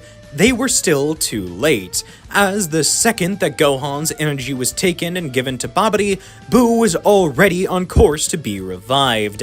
After 7 years training, Gohan was far more powerful than his original self, so utilizing Super Saiyan 2, his power was enough to revive Buu on its own. Everything he had thrown at them past the initial interaction with Deborah had simply been stalling for Gohan's energy to be processed into the egg, and now with the Majin's resurrection underway, the universe's greatest threat has finally been unleashed. Thankfully though, the group is still at max power, because Vegeta had fought against Goku many times over the time skip, and thus wouldn't be corrupted by his desire for a challenge, meaning that he wouldn't turn Majin, and he's still a force fighting against Babidi. And admittedly, the entire group working at max power, all ganging up on Buu, is actually able to overpower the Majin. Surprisingly, Buu is being put on the back foot, although with Babidi screaming in his ear and all of these super mean guys rushing at him, Buu begins to rage out. Buu separates into 2 different versions of himself, one that looks about the same as before, a fat pink blob, and the other that is gray and skinny and an all-around evil variant of himself. The Z-Fighters aren't sure which side to take, or if they should just let the 2 Majins work it out on their own, although eventually the evil-looking version of Buu absorbs the other and turns into Super Buu. This one much stronger than the other fatter version. He is able to regain his lead over the group, but ever so slightly, and it begins to diminish once Piccolo rejoins the fight, having finished off Deborah. Buu is angered at the fact that he isn't able to beat them even now, but then he gets an idea. He detaches bits of himself and throws it around the battleground. Then, carrying on like normal, 2 fighters disappear, being engulfed by the pink goo. Gohan and Piccolo were both being grabbed, sucked in by the liquid, and then merging with Buu himself. Piccolo was by far the smartest of the group, and Gohan had a sizable lead in terms of raw power output. And with Buu reaching an entirely new level of power, Babidi would still think he's in control, demanding that Boo finish off all these other weaklings right away. However, it's not going to be that easy for him. Suddenly, the Warlock is entirely erased with a single attack. But even the monstrous Majin does have to admit that the wizard was onto something. If he gives the rest of the group time to adapt, then there's no telling how strong they could get. So he begins picking off fighters one by one, killing them with effortless ease. Vegeta would be taken out with a Masenko through the chest, whereas 17 would get Demon Eye Beams straight through the android's very own. However, this wasn't just to lighten the load against him. Boo had Gohan's memories after absorbing him, so he knew that not only was Gohan holding back, but so was his father. However, Boo wasn't just going to kill Goku. No, he might be the biggest threat here, but he's still nothing as long as Boo gets rid of his friends. Then, when Goku shows off that strength, Boo can absorb him just like his kid. But surprisingly, Goku isn't the only one to lash out, as Android 18 immediately rushes at the monster, utilizing all of the power that she can possibly muster to get back at the person who killed her brother. Screaming at Boo to bring him back, Android 18 launches blast after blast, before then powering up a Destructo disc she learned from her husband before then throwing it at Boo. However, even though it cleaves the monster in half, Boo is able to regenerate with seemingly no effort. But while regenerating, Goku powers down into regular Super Saiyan, then focusing his mind and activating Ikari on top. This power is unstable and takes a hell of a lot of focus to control. However, Goku is able to utilize it briefly to launch a beam at Boo. This causes the Majin to begin to disintegrate, however he is still alive. He's able to come back from seemingly endless damage, and Goku knows that. However, he also knows that if they stand any sort of a chance against Boo, they have to get out of there now. So while Boo is struggling to regenerate, Supreme Kai calls everyone over, before then teleporting them all to the realm of the Kais. That way they can regroup and try and find some way to fight back against that monster. Kibito would begin to heal everybody there, bringing them back to tip-top shape. Supreme Kai would then get in contact with King Yema, telling him that when 17 and Vegeta arrive at his check-in station, to have them sent to the realm of the Kaioshin. This would be done, and after only a couple of minutes, both 17 and Vegeta would reunite with the rest of the group. And immediately, Vegeta brings up a pretty good point, that if Boo absorbed Piccolo, then he has instant transmission, and if he also has the memories of Gohan and Piccolo, he should be able to sense where they all are. It'll probably take him a while, but he will eventually be able to find them, even here. Nowhere in the universe is safe, which is when Goku has an idea, telling Shin to get in contact with Dende and Bulma. That way they can collect the Dragon Balls and make a very specific wish. And having no reason to doubt the Saiyan, Supreme Kai does so. When the Dragon Balls are gathered and Shinron is summoned, Goku would ask that they use a wish to make sure all key signatures are hidden for the next 72 hours. And as for the second wish, Goku says that they should ask Shinron to wait a little while. That way, when the time comes, they're able to use that wish to revive everybody that Boo kills. But since he's still on the loose, they need to wait a little while. However, this was only the first part of his plan, as Goku then asks if Supreme Kai can teleport them back to Earth, unless his teleportation works the same way as Piccolo's. However, it doesn't. Supreme Kai is able to go pretty much anywhere in the universe without the need to lock onto key signatures, which works out perfectly. Although they're going to need help from Fortune Teller Baba if they wish to bring Vegeta and 17 back to Earth, although the two reject, saying that they'll just train here. So Supreme Kai introduces them to the Z-Sword, that way their training can be as effective as possible. And after pulling the sword from the stone, the two of them would begin training with the mythical artifact, while everybody else returned to the lookout, and Goku explains the Room of Spirit and Time to the Kais. Not only are they now able to get a year of training in just a single day on the outside of the room, but they also have Kibito and Supreme Kai, who will majorly boost their training efficiency. Thanks to Kibito, they can go all out in their training without worrying about hurting each other because Kibito can heal them, and as for Shin, he'll make sure that everyone can enter the room all together rather than having a two-person limit, because he's able to create anything he wants, such as food and water. And the Buu arc showed us that there's no magical limit to how many people can be in there. It's simply a resource issue. And now, not wasting any more time, everyone begins their training. Inside of the Room of Spirit and Time, everyone would get much more powerful. However, the one to see the most gains is Goku, having truly mastered the uncontrollable power of Super Saiyan and Ikari. Although he feels that there's something beyond this, even though he mastered the combined power, he can tell there's a level beyond, kind of like a Super Saiyan 2 with the perfect mesh of the powers. But it's more than just a second stage to this power. It's something entirely new, based on the perfect blend of Super Saiyan and Ikari. He just can't access it yet. He doesn't have the necessary catalyst, although he believes that once they fight Buu, he'll be able to achieve that transformation.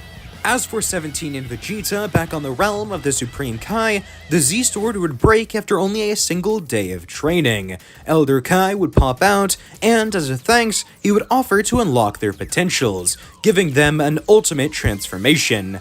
However, Vegeta rejects this, saying he would rather die than utilize power that isn't his. He works for every last bit of strength that he acquires, whereas 17 has an opposite reaction, accepting the transformation with many thanks. After only a day of sitting in a circle, 17 would acquire a brand new power. And even though it does kinda hurt his pride, 17 wasn't ever the most prideful of individuals.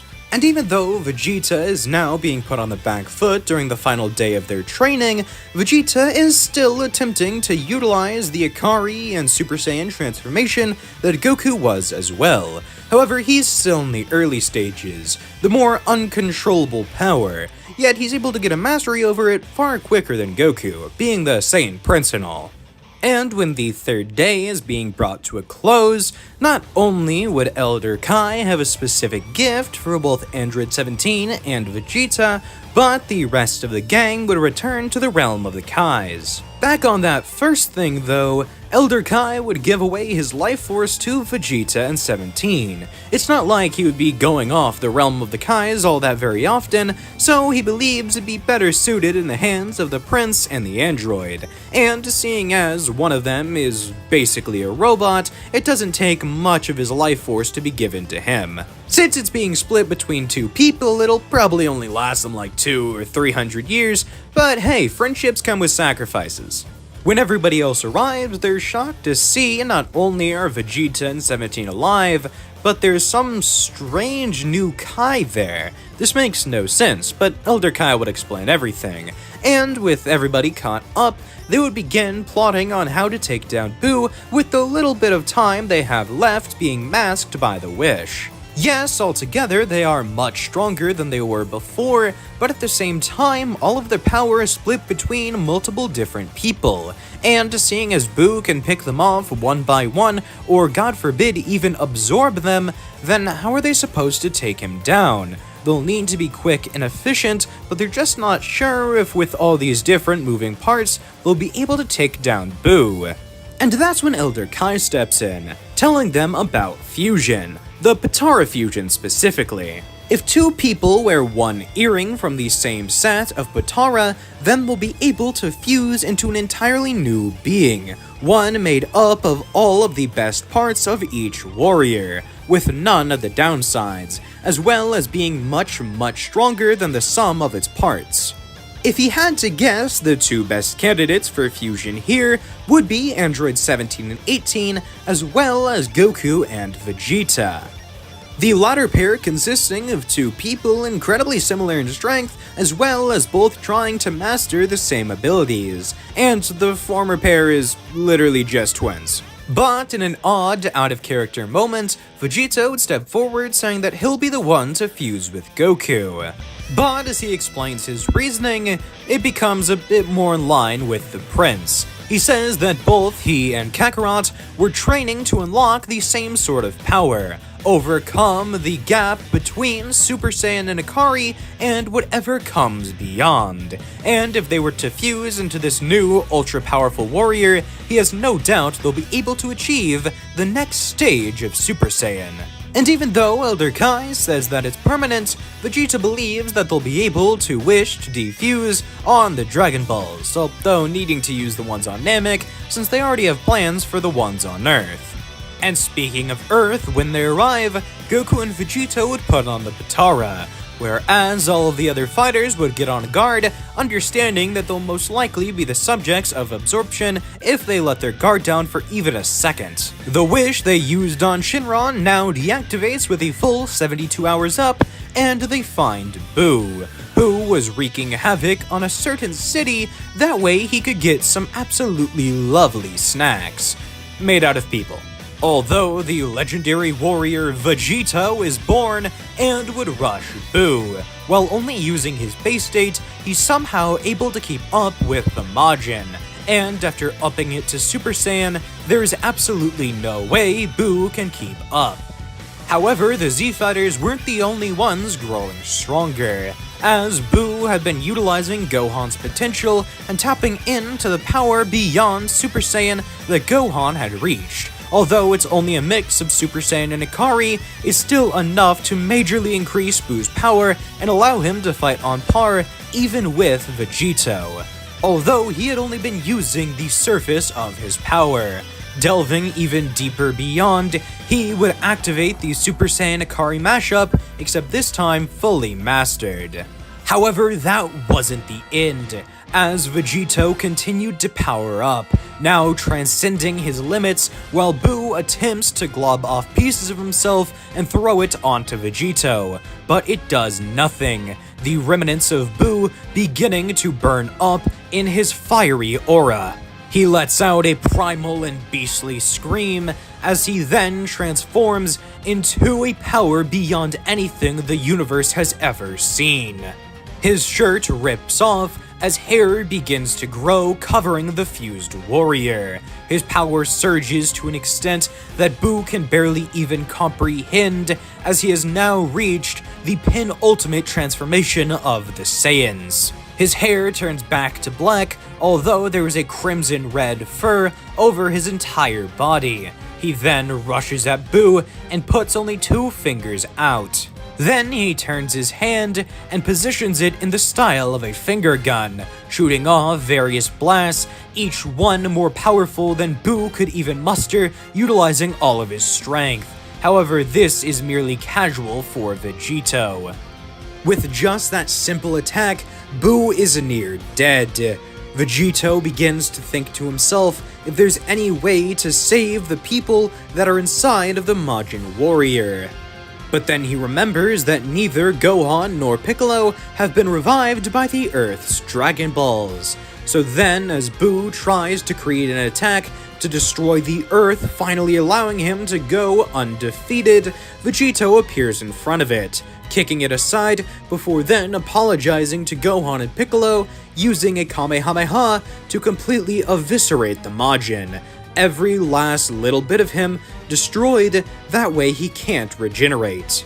And with the Dragon Balls already gathered, they would wish back their friends, as well as everyone that was killed by Boo in his rampage. Thankfully, the Potara fusion wasn't actually permanent, so before they even get the chance to head to New Namek, Goku and Vegeta would defuse, now returning to their own bodies. And as peace finally returns to the Earth, a new threat awakens far, far away.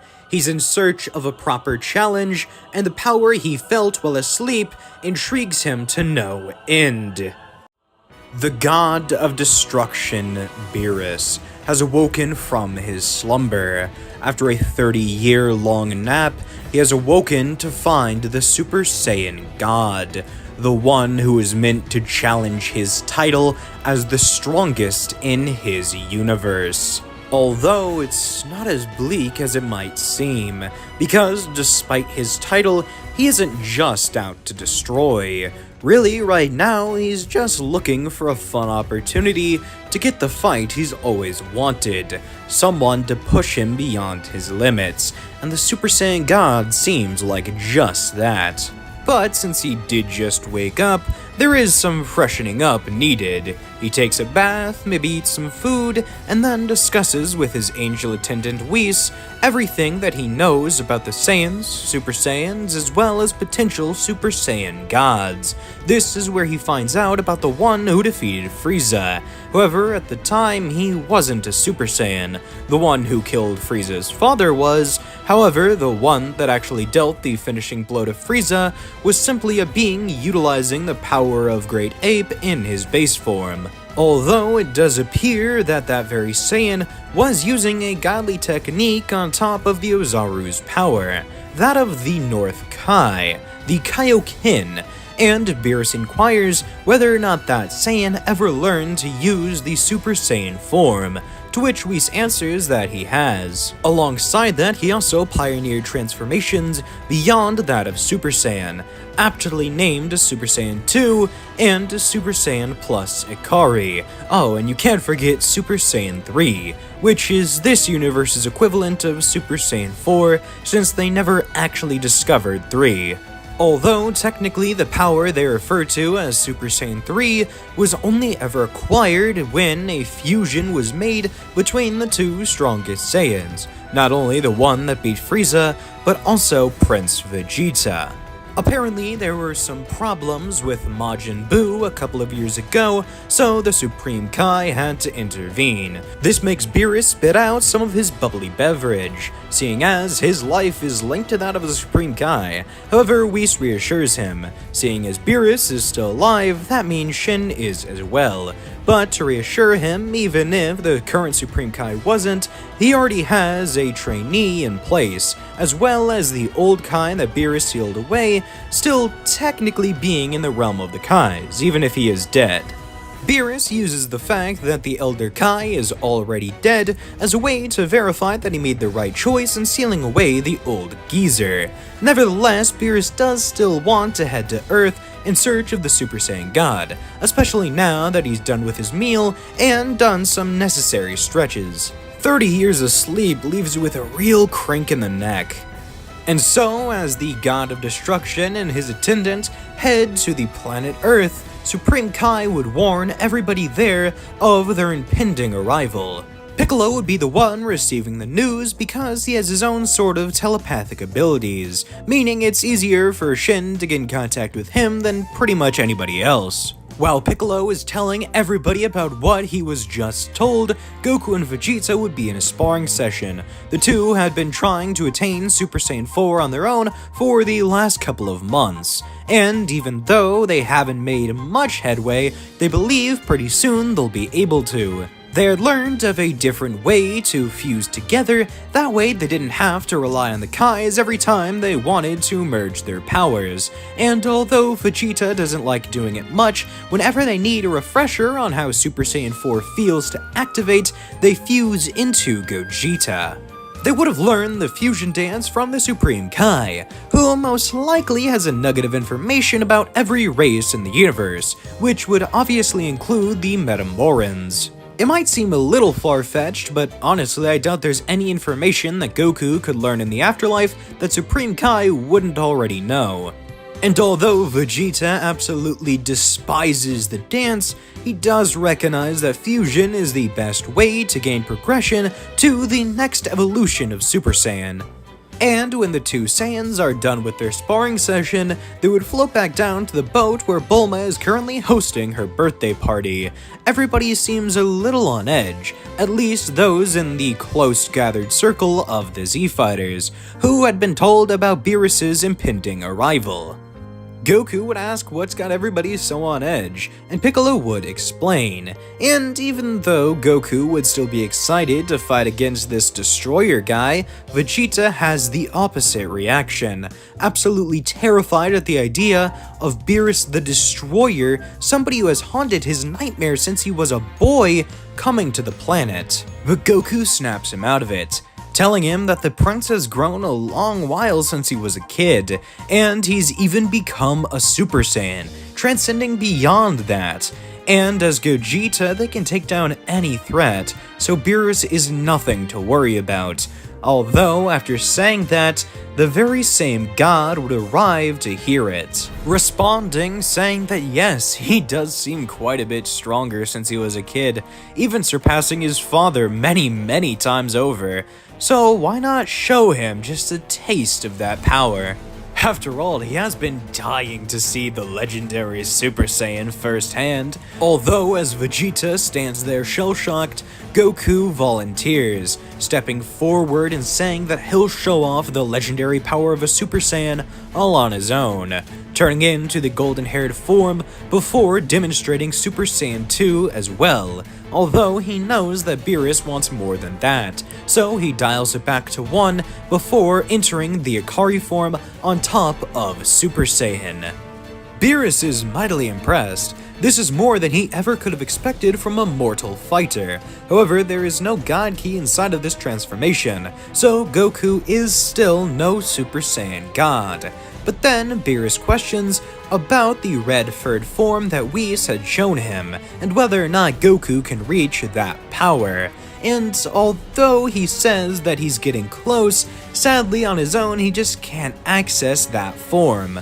Beerus then asks if it was the prince who used that power against Majin Buu. However, Goku explains it was more of a collaborative effort between the two.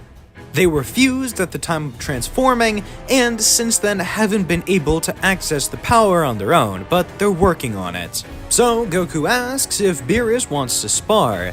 However, he says that Goku's power as it currently is still nothing to the Destroyer God. So he commands that he and Vegeta fuse right now. That way he can see the red furred form and tell if there's any God Key within it. And surprisingly to Goku, Vegeta is the first one to agree, seeing as he wants to appease the God of Destruction and keep his family safe.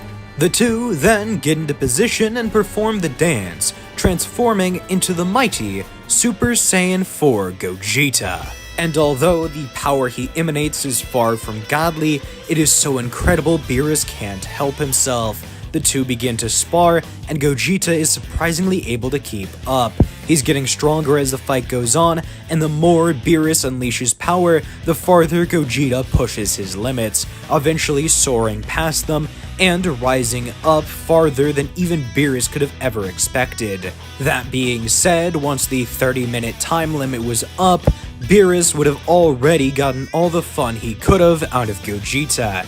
Yes, Super Saiyan 4 was incredible, but it was still no godly transformation. Although, surprisingly to everyone involved, even after defusing they maintained the Super Saiyan 4 transformation, and even more shockingly, they were able to keep up. Together, they were able to push Beerus even farther than Gogeta did after a couple of minutes. Their power was incredible and it just kept rising, but still, it was not that of a god. So Beerus was easily able to defeat them once he showed only a fraction more of his power. Although Beerus has already decided he will not be destroying the Earth, or at the very least those two, as it would be a shame to let such great potential rivals go. And while enjoying the festivities during Bulma's birthday, he would see that the Earth has some of the best food in the multiverse, so he's also not going to be letting that go without sampling every last little bit of it. Although after the two Saiyans regain consciousness, Goku has an idea, but it requires the dragonballs, so he enters the bingo tournament and after a long hard match, he's able to win. And the first place prize just so happens to be the very wish orbs that he requires. So, summoning Shinron, he asks how to achieve the Super Saiyan God form. Well, first he asks to bring the Super Saiyan God to them, but Shenron states it's a transformation rather than a person, which is when Goku asks about unlocking said form. The dragon states that it takes 5 righteous-hearted Saiyans flowing their power into another, and after attempting the ritual with just Goku, Vegeta, Trunks, Goten, and Gohan, they realize it actually requires 6 Saiyans, 5 flowing their power into another, 6 in total. But with Videl stepping forward and saying that she's pregnant, they're able to perform the ritual without a hitch. Although while Goku and Beerus are having their fated clash, Vegeta decides that he's not going to stay on the sidelines. He transforms back into Super Saiyan 4, almost as if he had had the transformation for years at this point, before then joining into the battle. And although behind at first, through his drive and determination, Vegeta is able to get back up to the level of Goku and even continue rising alongside his eternal rival. The fight would continue, and although eventually Goku drops out of the Super Saiyan God form, he reverts back to Super Saiyan, and is somehow still able to keep up. Although his power did dip for a minute there, he's able to keep going and his power is able to grow just like Vegeta's did, and together they grow many times stronger than they ever could have believed. But since Goku still has that God Ki boost, he does have a pretty sizable lead over Vegeta. Although not one that will last for very long, as Beerus offers the two training under Whis, although not right away. The kitty cat does still want some time to sleep, and with all the noise that Vegeta and Goku would cause while training, it's just not something Beerus wants right now. So in about a month or two, Whis will come back and offer the two a trip back to Beerus' planet. After all, he does want his two rivals to be as strong as possible. And with that said, the God of Destruction would head back to his home with his angel counterpart by his side, bento box in hand. And with the two deities returning to their homeworld, the after-party to Bulma's birthday would begin, with an absolutely wonderful fireworks show from Goku and Vegeta sparring once again. About a year has passed since the Battle of Gods, wherein Goku unlocked an entirely new realm of power, that of the Super Saiyan God. However, his eternal rival Vegeta was not too far behind, utilizing the incredible power of Super Saiyan 4 to keep up with all of these gods. Although this isn't to say that Vegeta wouldn't delve into the same realm of power. He would train under Whis just like Goku, and both would achieve a better mastery over God Ki. However, the way they choose to go about using it is very different. Goku chooses to channel it through transformations, such as Super Saiyan God, and eventually even Blue after he masters his regular God form enough to put Super Saiyan on top. Although Vegeta decides to go down his own path of power, rather than gaining the same forms Goku does, he sticks with Super Saiyan 4. Since, well, although the power God in Blue gives you is undeniable, Vegeta believes he can further evolve the Super Saiyan 4 form, and keeping up with the traditional transformations is more in line with what a prince should do. It all really boils down to his pride and his ego. He might have come a long way since the old, arrogant prince, however he does still have a lot of self-worth, and thus chooses to go down his own path, rather than just following what Kakarot's doing. It also certainly doesn't hurt that having God Ki in his base form means all of his other transformations are boosted, and thus Super Saiyan God is able to keep up with the other godly transformations. Although it does still sort of fall behind Super Saiyan Blue, but only by a little bit, and Vegeta can tell there's something beyond regular Super Saiyan 4, so he'll continue trying to push that. Although until then, Goku does have a slight lead. Although, as Beerus and Whis chow down on some pizza watching Goku and Vegeta train, Whis would get an alert on his staff. A call from Bulma. Apparently, Frieza's been revived and they need to get to Earth quick. So immediately, Whis calls over Goku and Vegeta, asking if they want to head back to Earth. Although it might take a little while, so there's no guarantee that Frieza won't have already destroyed the planet. But Goku says it's no problem, he'll use instant transmission to get there, and even though he has to hold hands with Vegeta, something the prince despises, they're able to get to Earth in only a couple of seconds. Yes, it is instant transmission, however it does take Goku a couple of seconds to lock on to everybody's power levels, but after he does, they get there in a flash, and after staring down Frieza, Goku calls dibs. Vegeta tries to argue against this, but after holding a competition of rock, paper, scissors, Goku wins and he gets to be the one to fight against Frieza first. After all, the Emperor would rather fight Goku than warm up with Vegeta. The prince snarls, but there's no real point to getting too upset over it. After all, Vegeta does still get to see Goku pound Frieza 2 ways to Sunday. That sounded wrong, but you know what I mean. Goku would transform into Super Saiyan and Frieza shocked. This is a power he's never seen before, although I doubt that having not seen Super Saiyan would deter Frieza from training for those 4 months. So after unveiling his golden form, Goku needs to amp it to blue. But even this doesn't appear to be enough. For whatever reason, Frieza is even stronger than Goku now, even using Super Saiyan Blue, which is crazy to think about. However, the Saiyan raised on Earth does still get the advantage after realizing that Frieza's losing stamina and quick. He might have been able to achieve an incredible level of power, however he did not master it. After all, maintaining that power is leagues more important than just obtaining it. So Goku beats the crap out of Frieza and tells him to leave with his life. However, the Emperor refuses. He's already been humiliated once today and he will not leave with his tail tucked between his legs. So he begins pounding on the ground, and before he gets the chance to destroy the planet, Goku wipes him out with a single Kamehameha. And then the group would take care of the rest of Frieza's goons, ensuring that the Emperor will not come back again, at least not without their knowledge. And with that victory, the Earth returns to peace. However, on Beerus's planet, one day while Goku and Vegeta are training, they would be met with a surprising new duo, that of Champa and Vados. It looks like the off-brand version of Beerus and Whis. Although neither of them say this, because although his appearance might say otherwise, Champa is actually almost as strong as his brother, meaning that they don't want to get on his bad side. The two gods of destruction would meet up and start conversing, with their angels gossiping in the same bubbly way they always do. However, Beerus and Champa are not so jovial, as they have a bit of a grudge. After all, Champa only came here to brag about how tasty these eggs in his universe were, showing that his universe truly has the better delicacies.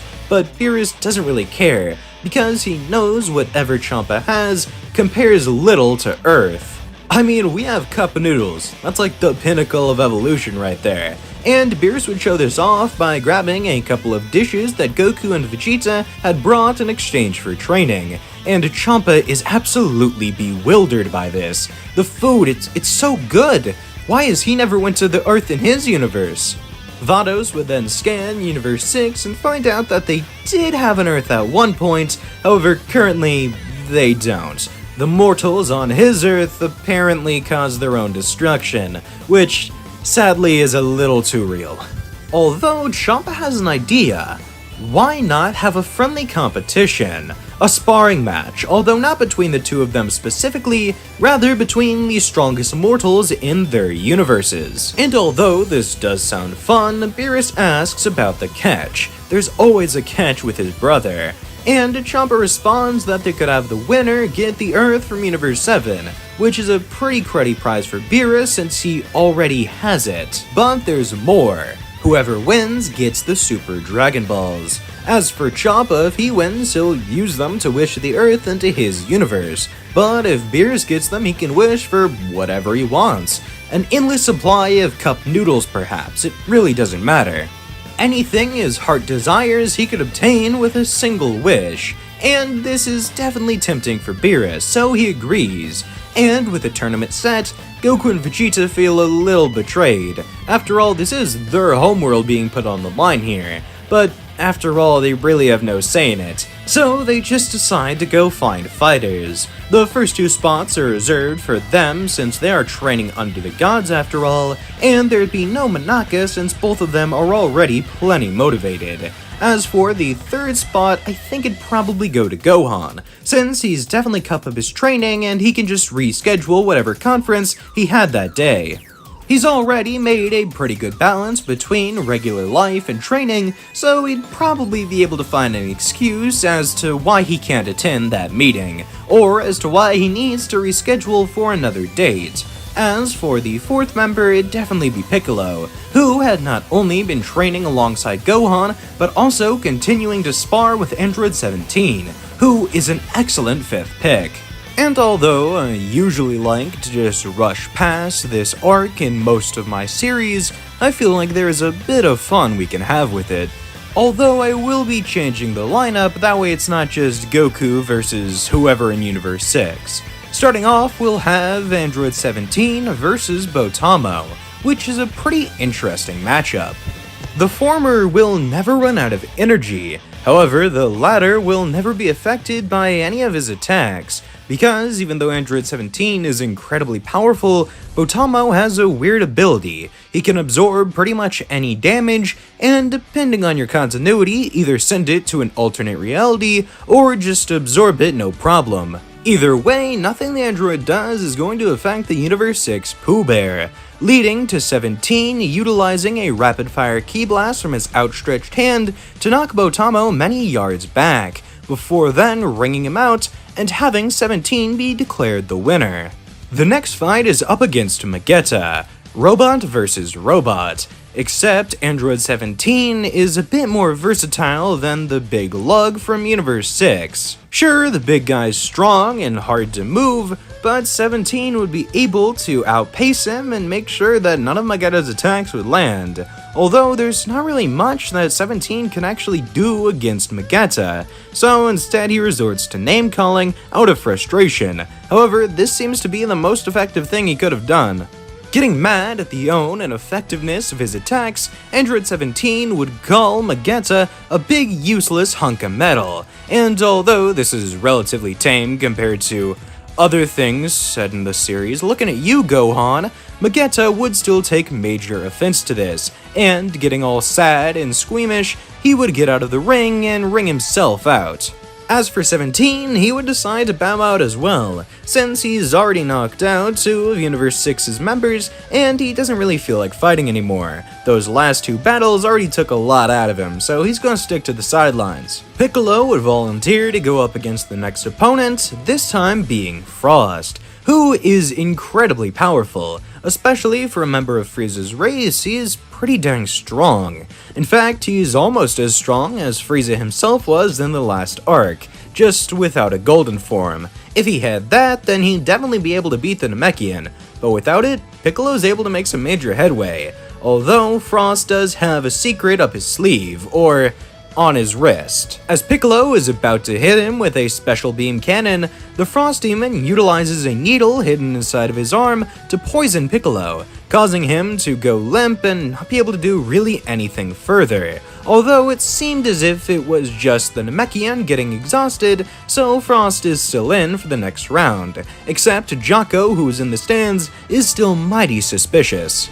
Vegeta is the one up to fight against Frost in the next round, and he doesn't hold anything back. He doesn't know about the poison needle, but honestly he doesn't trust anybody that looks like Frieza. So he enters the fight using Super Saiyan 2 and is able to pummel Frost, then kicking him to the outskirts of the arena, getting a ring out and securing his team another W. The next match is between Vegeta and Kaba, a Saiyan from Universe 6, which is pretty interesting, since really Vegeta hasn't met with many other Saiyans in years, with the obvious exception of the ones raised on Earth, so getting to meet a full-blooded true Saiyan once again is a nice breath of fresh air. However, he's a little disappointed. He doesn't see them as the same sort of battle-hungry tyrants that they used to be, and that's a bit jarring. Although, don't get me wrong, Vegeta isn't disappointed in the way the Universe 6 Saiyans went. It's just a little strange.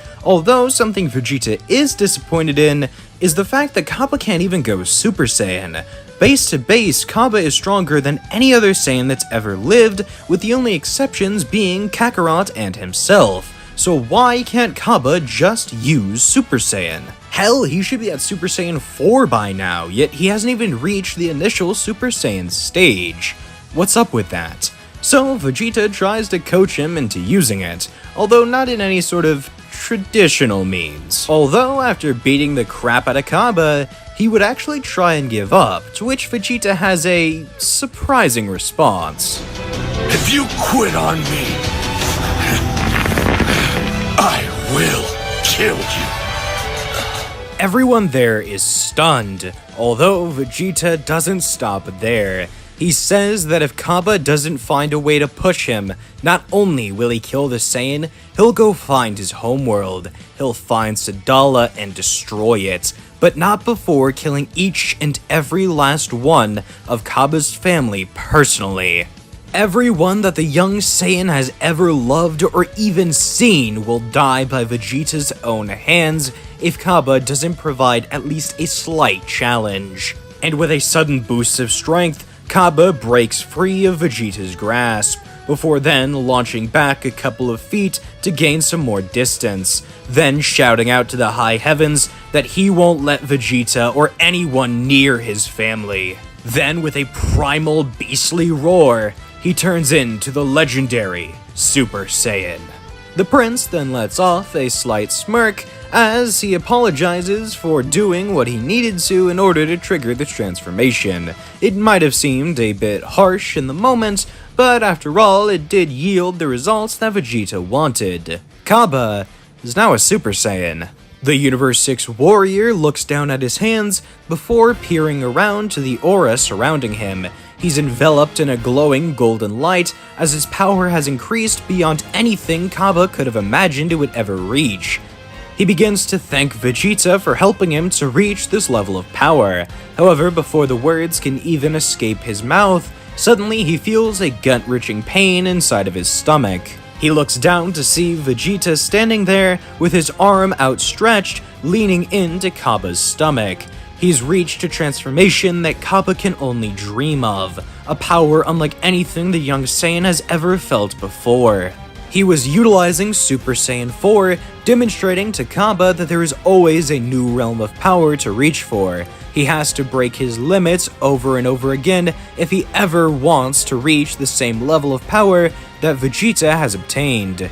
But with Kaba unconscious, that match is finished, and now it's Hit's turn to face off against Universe 7. Vegeta would enter the fight with Super Saiyan 4, although understanding that Saiyans have a unique way of breaking their limits, Hit decides to end things quick rather than playing around. Using a single precise attack to one of Vegeta's pressure points, the Saiyan Prince would be rendered nearly unconscious after only one attack. But then Hit lands a second, a third, and a fourth, meaning that Vegeta is currently out for the count. Although Gohan volunteers to enter into the fight before his father, seeing as it would give Goku a better chance to survey Hit's abilities, and although Gohan knows he won't be able to win, he wants to make sure that his father after him can. And surprising to everybody there, Gohan enters the fight using Super Saiyan 4. He understands that anything short would be taken out easy peasy by the assassin, so he decides to go all out from the start. And nobody suspected Gohan would be able to access this transformation, although it does kind of make sense. He already had all the prerequisites for it, and with a couple more years of training under his belt, Gohan could definitely achieve it. The only real question is, what could he do with it against Hit? Well, very little. But already understanding how Hit's time skip works at least a little after seeing Vegeta's fight, if you can even call it that, Gohan is able to last a little longer than the Saiyan Prince, even if he is much weaker and much less experienced with the transformation. Although with Gohan defeated, Goku would step in to take his place, and entering the fight with Super Saiyan God, he is able to keep pace with the two fighters before him. And since he now has a pretty adept understanding of what all Hit can do, Goku's able to last the just Super Saiyan God pretty dang long, but he does recognize he'll need to amp it up if he doesn't wish to sustain some pretty serious injuries early on. So with a glistening aura and a vibrant light, Goku demonstrates Super Saiyan Blue for the first time in this series, and with more power than Vegeta and more experience than either of the two fighters before him, Goku is able to majorly outclass Hit, at least in the beginning. But the assassin is able to adapt and overcome Goku's incredible might. The time skip was a very powerful tool, and after only a little bit of evolution with the technique, Hit would be able to overcome everything that Goku throws at him, although that is until the Saiyan demonstrates Kaioken on top of Blue. He had been trying to mix Kaioken with Super Saiyan forms for quite some time now. This was just the perfect opportunity. Not only did he have Super Saiyan Blue mastered to a degree where he believed he could do it, but Hit was pushing him to where if he didn't, then he probably would have lost. And now, using the two powers in tandem, Goku is able to overcome the time skip. And with the amount of stamina that Hit had lost from the previous two fights, Goku is able to pull out a victory. Everyone prepares to head home, Beerus chanting at his victory and Champa sulking at his loss. However, before they get the chance to leave, a terrifying new entity arrives in the middle of the arena. It was none other than Zeno-sama himself, the Omni King of the 12 universes and the boss to Champa and Beerus. Everybody is absolutely terrified, with the only exception being Goku, who walks over and treats Zeno like another kind of guy. He walks over and offers the Omni King a handshake, and when the being above all reciprocates, Goku begins shaking him in the air, up and down and up and down. Obviously, Champa and Beerus are damn near having heart attacks. Although, thankfully, Zeno enjoys this, and decides to let everybody off without anybody dying, or being, completely erased from existence. But Zeno wasn't the only god who was watching the tournament go down. No, another, more sinister deity saw everything occur, and wasn't too fond of the fighters participating, or even the gods watching over. This was, of course, Zamasu. Not only did he hate mortals, he also despised the gods who so callously disregarded their destructive nature. In this moment, he vows to kill every single mortal he can get his hands on, and maybe even those in other timelines. In Universe 10 on the realm of the Kais, a genocidal maniac is born, although I guess both words do technically apply. His name is Zamasu, and he is enraged seeing the use of godly powers during the Tournament of Destroyers, where two universes collided with their strongest warriors, Universe 7 coming out on top and being able to win the Super Dragonballs, although the tournament itself isn't what enraged the Kai. Rather, it was seeing mortals using godly powers, such as the Saiyans that combined their primal and disgusting energy with that of the gods themselves. He's not sure exactly who's responsible for these heinous acts, but one thing is for certain: everybody involved will pay the price for this sacrilegious behavior. But it isn't until his master Gowasu fully explains the time rings to him that he is certain of what the Zero Mortal plan will entail. He steals the mythical objects that only the Kais are meant to use to control time, before then going out in search of the legendary Zuno, who would tell him about where to find the Super Dragon Balls, but only after being threatened. Normally, it would take generous displays of affection from a hot babe to be able to get the all-knowledgeable one to explain pretty much anything, although Zamasu's Keyblade is definitely enough to get Zuno to spill all of his secrets. He tells the Kai the exact location of each and every one of the 7 Super Dragon Balls, and so Zamasu goes out in search of them, collecting them in record time since he already has the coordinates jotted down. Then he uses the language only the gods know to communicate with the legendary Super Shinron, and he speaks his wish. He wishes to switch bodies with the one known as Goku, the strongest in the multiverse, at least to his knowledge. Looking at you, Jiren, but the point is that now Zamasu has the body of the Saiyan, and using Kai Kai, he would teleport to where Goku is currently at, before using his Keyblade yet again, although this time with the power of a Saiyan behind it. He slices down Goku, who is in the Kai's body, and then he goes after his family. Goten and Chi-Chi would try and get away, but Zamasu was just too fast, and with a single slice, Goku's entire family would be killed. That is, except for Gohan, who would notice the notable drop in ki and rush over to see what was going on. And then he witnesses the horrific sight. The half Saiyan is stood there paralyzed, although Zamasu makes him earn that name by cleaving him in two. Get it? Like he's half Saiyan, but he's also like he's in half, so he's a half Saiyan, but gotta throw a quick chuckle in there, or else this entire timeline would just be incredibly depressing. But Goku Black doesn't just go after Goku's family. No, he goes after everybody the Saiyan ever loved, continuing now with Bulma. He arrives at Capsule Corp and kills her with a single blast, not wanting to prolong any of these mortals' pitiful lives. He's cleansing the universe, remember? He gets no joy out of this. Well, maybe a little. Although the real challenge comes from Vegeta, who turns into Super Saiyan 4 right away and rushes at Goku. However, it doesn't do anything, as with the Kai's innate godly presence inside of Goku, even without transforming into the Super Saiyan God, he's pretty much already there, and taking a beating, Goku Black only grows in strength. So with a single attack, he's able to kill Vegeta as well. But not before murdering Trunks in front of his father. Then he goes after everybody else on Earth. The Z-Fighters are the only ones even remotely able to keep up, but they too are killed with ease, before the entire planet is cleansed. But he doesn't stop at Earth. He goes to Namek, to Yardrat, to Vampa, to every planet in the universe, and cleanses them as well, before moving to Universe 6, Universe 5, Universe 9, Universe 11. All of them are taken down with relative ease.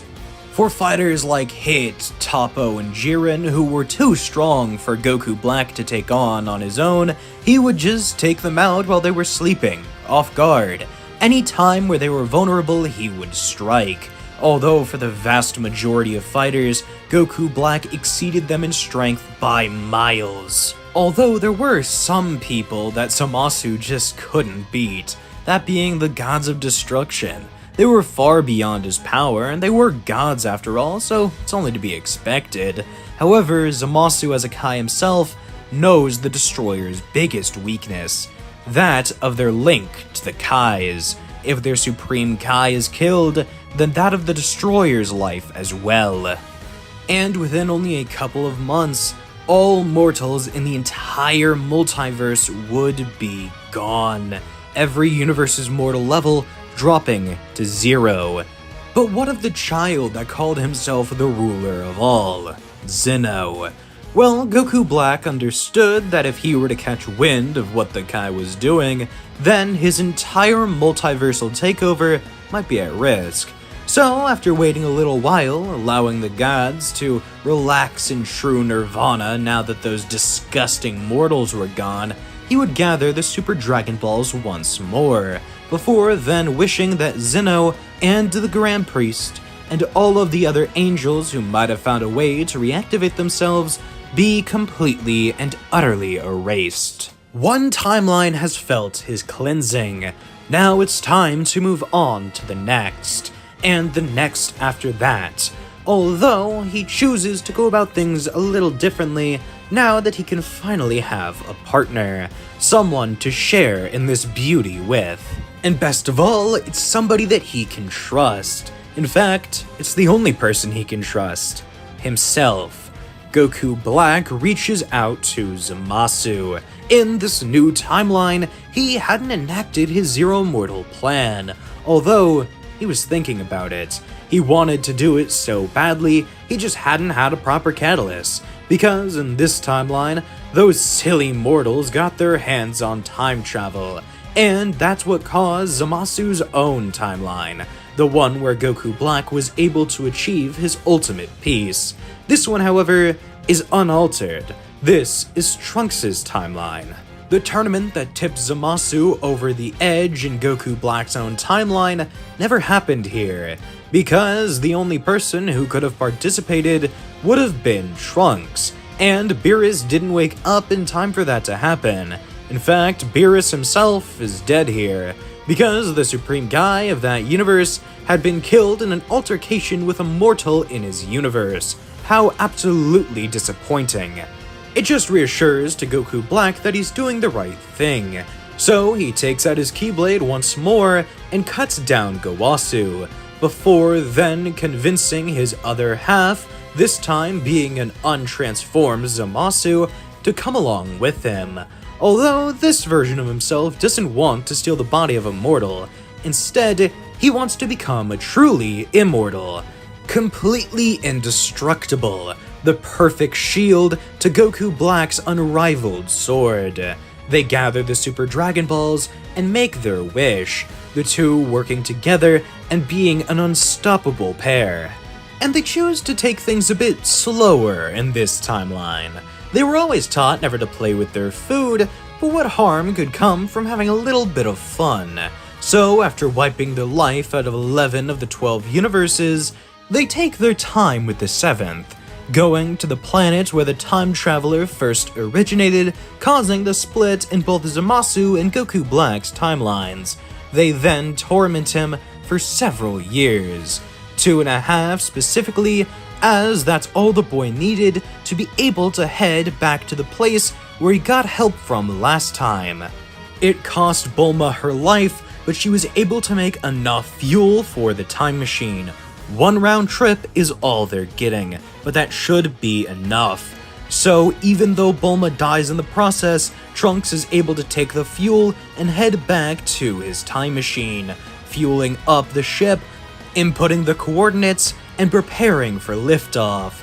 Although sadly, Bulma wasn't the only person to die to make this happen. Mai was sacrificing herself to buy Trunks just a little more time, and as the rift opens and he travels through the crack in time, he sees Mai seemingly die in front of him. He gets back to the main timeline though, and is able to communicate with the rest of the group the absolute tragedy that has occurred in his very own timeline.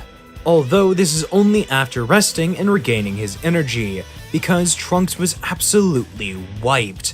And after explaining everything, he sees Goku, who is listening to the entire conversation. He immediately mistakes him for Black and tries to lunge out at him, but Goku's able to catch the attack, and Trunks calms down, realizing this isn't the same monster that was just tormenting him hours ago.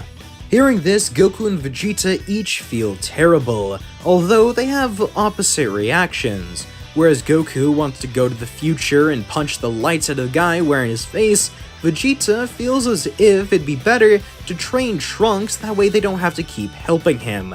If he's able to handle it himself, then the future timeline will be far better off. Although they don't have much time to argue about this, as Goku Black appears through the time rift, having followed Trunks and being able to tear open the wound in time using his ring. The group all immediately prepare to fight against him, although Goku Black seemingly isn't at full power, Goku in just Super Saiyan being able to keep up with his evil counterpart. In fact, Goku would be able to pulverize him with just Super Saiyan 2, leading the group to believe that Goku Black isn't as strong as he really is. The only reason he wasn't dominating in this battle was because he couldn't access his full strength, being pulled back through the rift in time, back to the timeline where he is still wreaking havoc. But not before destroying Trunks' time machine. That way the pain in their backside couldn't come back to meddle in their schemes. They'll get to this realm eventually. Although thanks to Cell, Bulma will be able to start working on a replacement time machine, because the Bugman had used one back in part 4, or around the 1 hour mark if you're watching this on the full story. Either way, it's still going to take a while to be able to repair the time machine. So the group has a bit of time to be able to train, get stronger, and prepare Trunks for the fight to come. Because even if they are going to help him against Black in the future, they still want Trunks to be able to at least put up a fight. They're going to need all the help they can get going up against that monster.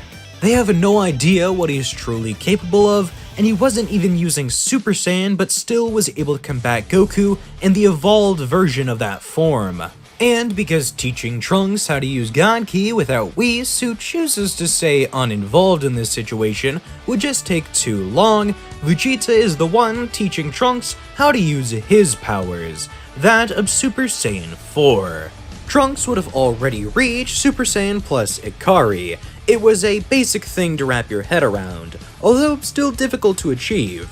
It's impressive that Trunks was able to do it, although he does need to take the next step if he wants to even stand a chance. And letting his future son in on a secret, there's actually a level even beyond Super Saiyan 4.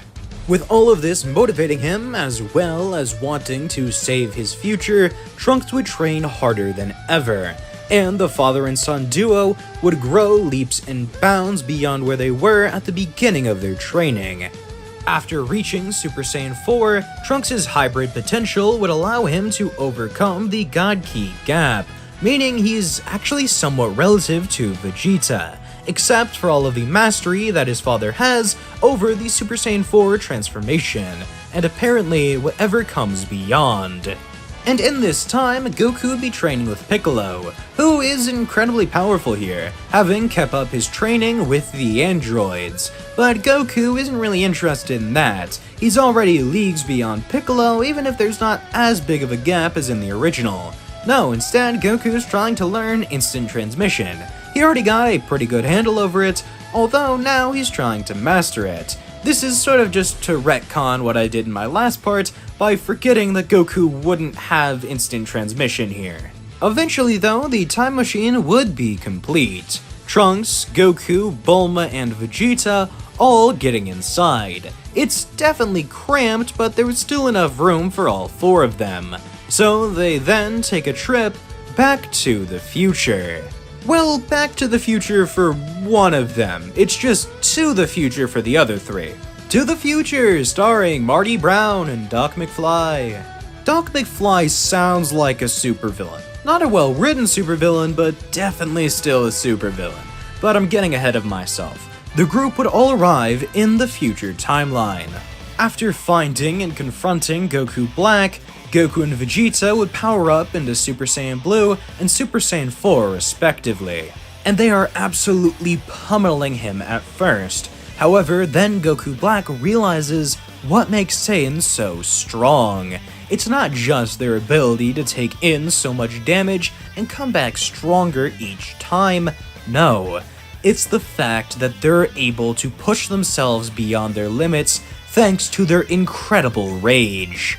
Their unstoppable desire for power, mixed with their intense hatred for anything that gets in their way. Nothing is allowed to limit them, and that's what makes them so strong.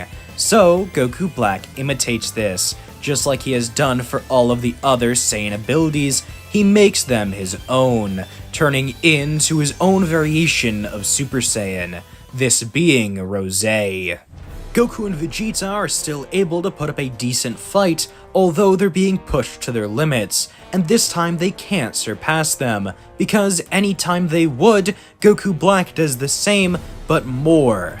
He's faster, he's stronger, and in every single way he's superior, except for one. He might think he knows what it means to be a Saiyan, but he can never truly experience it, and that is when Vegeta tells Goku to get back. Before he then screams out, he is the Prince of the Saiyans, the penultimate warrior of the multiverse. He will not let anybody imitate or try and overcome his power. He is beyond anything in the cosmos because he is Vegeta, leader of the warrior race, as he then lets out a brilliant and primal roar, turning into the next stage of Super Saiyan, being named Super Saiyan 5. They're not really creative. All of the fur on his body turning from a crimson red to a glistening white. His aura explodes out, this time a mix of red and pink flames.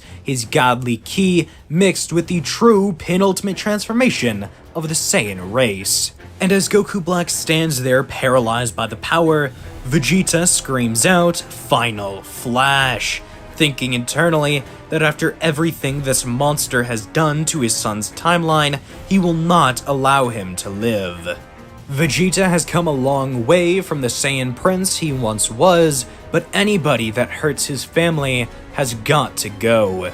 Goku Black would try and switch his Potara onto the other ear, that way he can fuse with his other immortal self. Although it doesn't work, his hand is vaporized before he gets the chance, and soon the Potara is as well. Everything that once resembled Goku Black is completely and utterly erased. The other Zamasu would make himself known to try and heal his partner. If he's able to get Goku Black up and running again, he'll be far stronger than ever before. Although as he looks around to try and find the other version of himself, he can't. There's no remnants of Goku Black remaining, and everything that Zamasu had worked for is now gone. All that remains is an empty timeline and a single Kai with no idea what to do. Although, as everyone tries to kill him, they realize he's immortal, and thus they're going to need to find some other way to dispose of Goku Black's ally.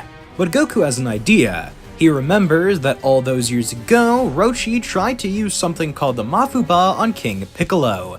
So if they were able to find somebody that knew that technique, or could be taught it by Roshi, then they could seal this guy away too.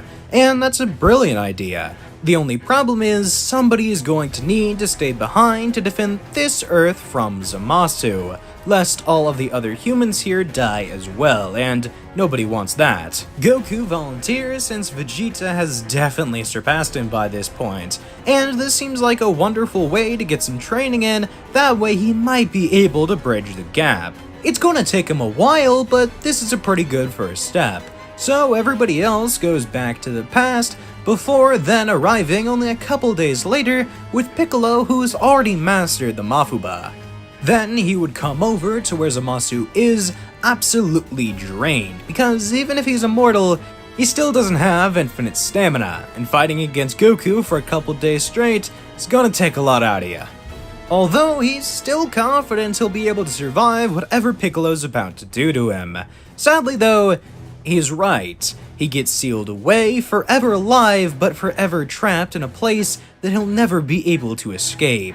Because after he's sealed inside of an urn, that urn would be taken back to the present timeline, where it would be sealed in miles upon miles of Kachikachin by the Supreme Kai of their universe. Speaking of the present timeline though, they would be able to investigate their version of Zamasu, who would eventually attempt to assassinate Gowasu, leading to his immediate erasure by Beerus, before he gets the chance to actually take out Universe 10's Supreme Kai. Although in future Trunks' timeline, he would be able to start rebuilding. Sadly, they don't have the Dragon Balls on Earth, but they actually do on Namek. Because of Goku Black's rush to punish the Time Traveler, he didn't actually get to many other planets in Universe 7, meaning that they're able to use Porunga to revive everybody killed by Goku Black's assault, at least on Earth. They'll need the Super Dragon Balls to undo all the damage that Zamasu did everywhere else, although that's not entirely out of the question either, because I don't think they're able to destroy such powerful wish orbs, and after gathering them from Universe 7 and 6, future Trunks' timeline would be completely restored. They would overlook all of his time travel shenanigans, and future Trunks would be known as a hero across the multiverse. The Tournament of Power, a competition conceived of Grand Zeno himself. All 12 universes competing with 10 fighters from each participating entity being hand-selected by the God of Destruction themselves, as when the team is rendered defeated, all of its members eliminated, not just the mortals participating, but the gods and the very universe itself that team comes from will be entirely erased. Although I have to admit, I did lie in the beginning there.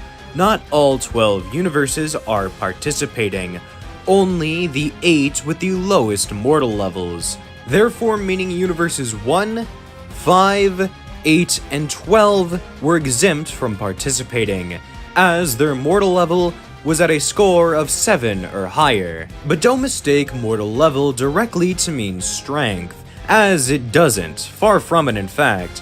Universe 7 is one of the strongest in the multiverse, recognized by everybody, although it only has a mortal level of 3.2. Despite how strong the warriors in that universe are, their god of destruction, and to a point even the Kais, were absolutely horrible at their job, so the mortal level for that universe was drastically lower than universes that were still technically weaker. When Goku went to talk with Zeno about a tournament between the universes, he could have never imagined this would be the outcome: threat of erasure on a multiversal scale. But his surprise should not be mistaken for fear, as Goku is not afraid. He is confident in his universes as well as his friends. He believes they'll be able to overcome any challenge, although there's no time for sentiment, as they need to go find all of their fighters and now if they want even a little time to train. But that shouldn't be a problem. The group is much more tightly knit than in the original, and the fighters that will be participating are way more clear-cut here.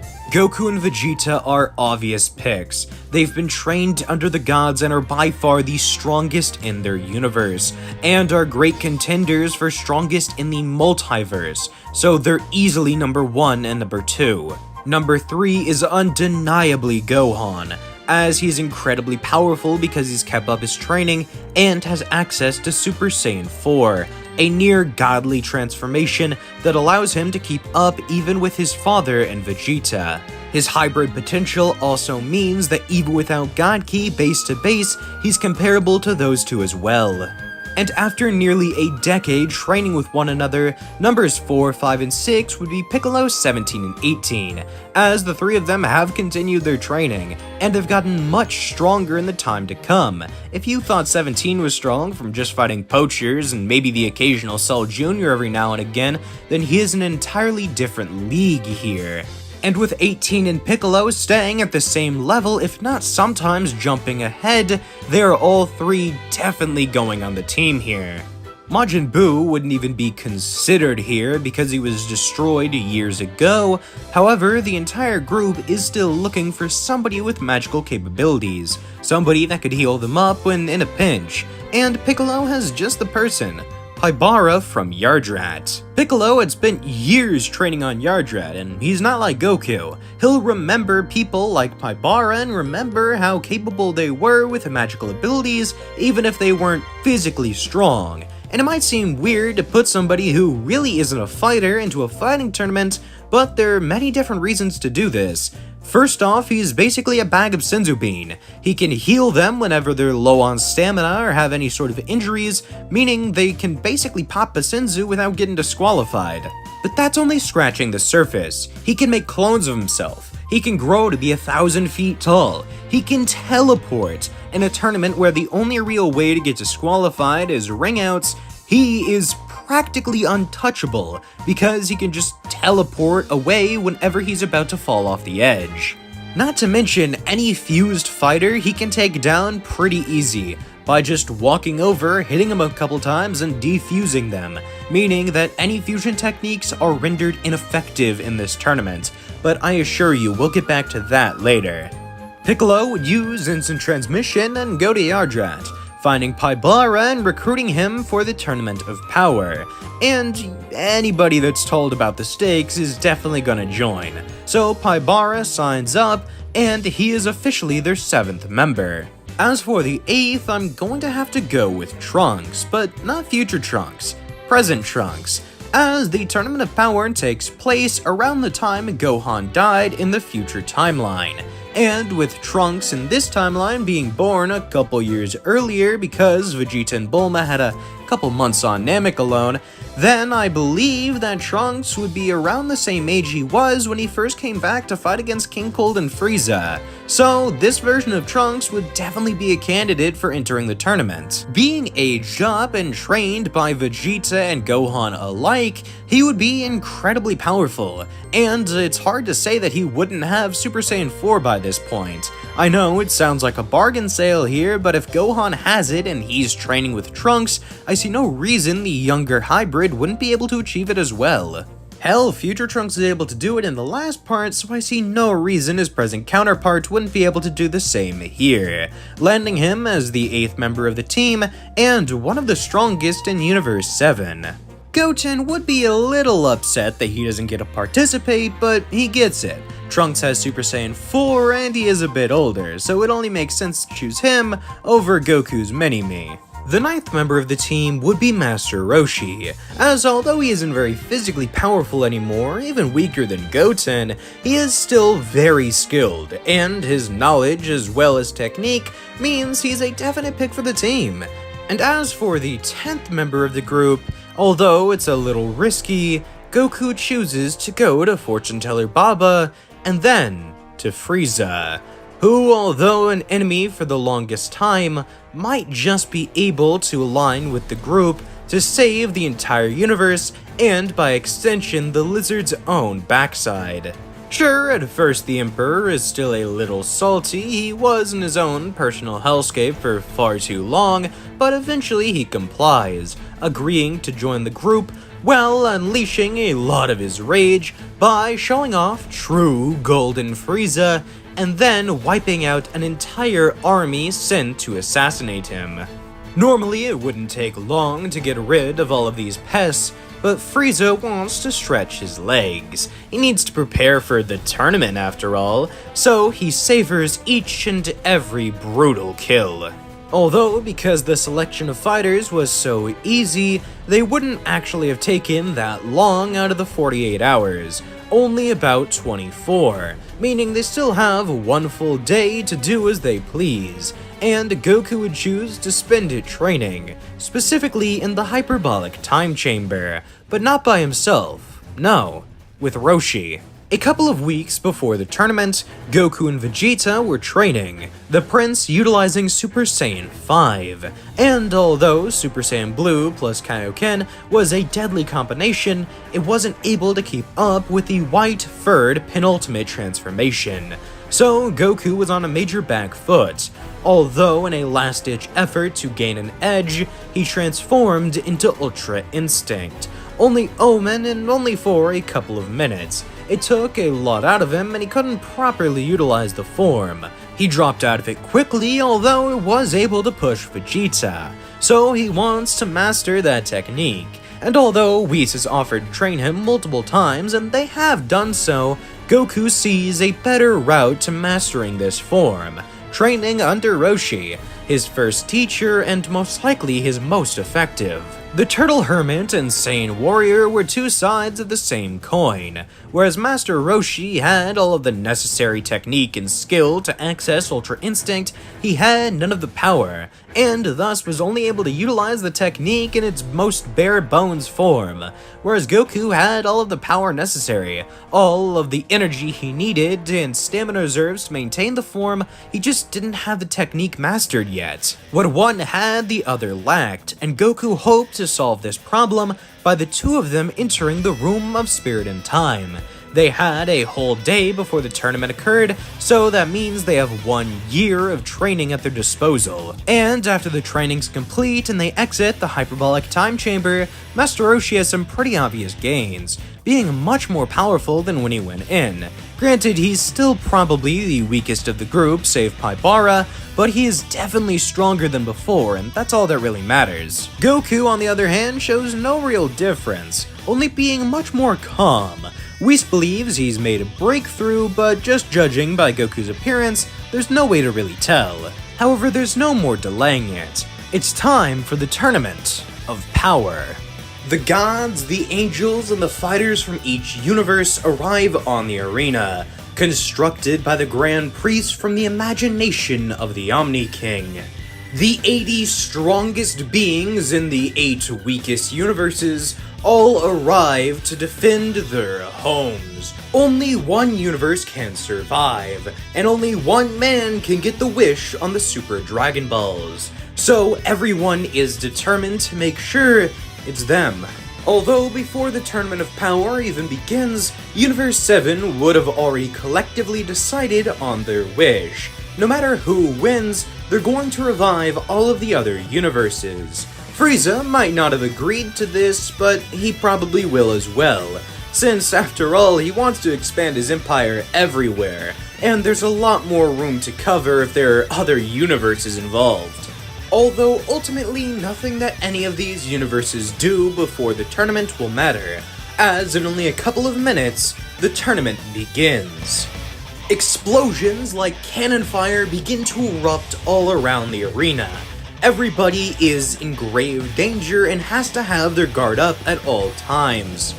Gohan tries to make his entire team stay in one collected area around the center of the arena, as they'd be much less susceptible to ringouts if they're farther away from the edge. And although most of the team does agree to stay in this group, two notable members do decide to leave the group, this being Frieza and Vegeta. Both of them want to go out and take out as many other fighters as possible.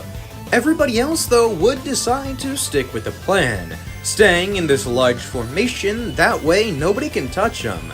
And although Goku wants to go out and fight as many people as possible, he understands here the most strategic play would be to defend all of the other weaker fighters before the tournament really starts heating up.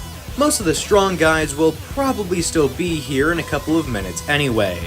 Although there are two fighters from another universe that decide to intervene with the formation, this being Kale and Caulifla. Although they don't want to fight the entire group at once, they understand that's pretty much a death wish, or a ring out wish, but they do want to fight somebody in the group, this being Goku, the guy that beat Hit, something they didn't even think was possible. Although shockingly, Gohan volunteers to take them on instead. He realizes that Goku is much stronger than him and would be a better use to the group if any more powerful opponents come and try and take them on. So Gohan springs into Super Saiyan 2 right away and starts battling Kale and Caulifla, who both on their own have regular Super Saiyan, although they haven't ascended to Super Saiyan 2. But with a little bit of teaching from Gohan, remember he is a professor after all, the two would actually achieve the second stage. Although Gohan doesn't want to push them any further, he realizes they're pretty strong, and he doesn't want to risk getting ranked out too soon. And with a smirk and a boost in power, Gohan surges into Super Saiyan 4, the next stage in Saiyan power after Super Saiyan 2. Since remember, the group technically hasn't found out about Super Saiyan 3 yet.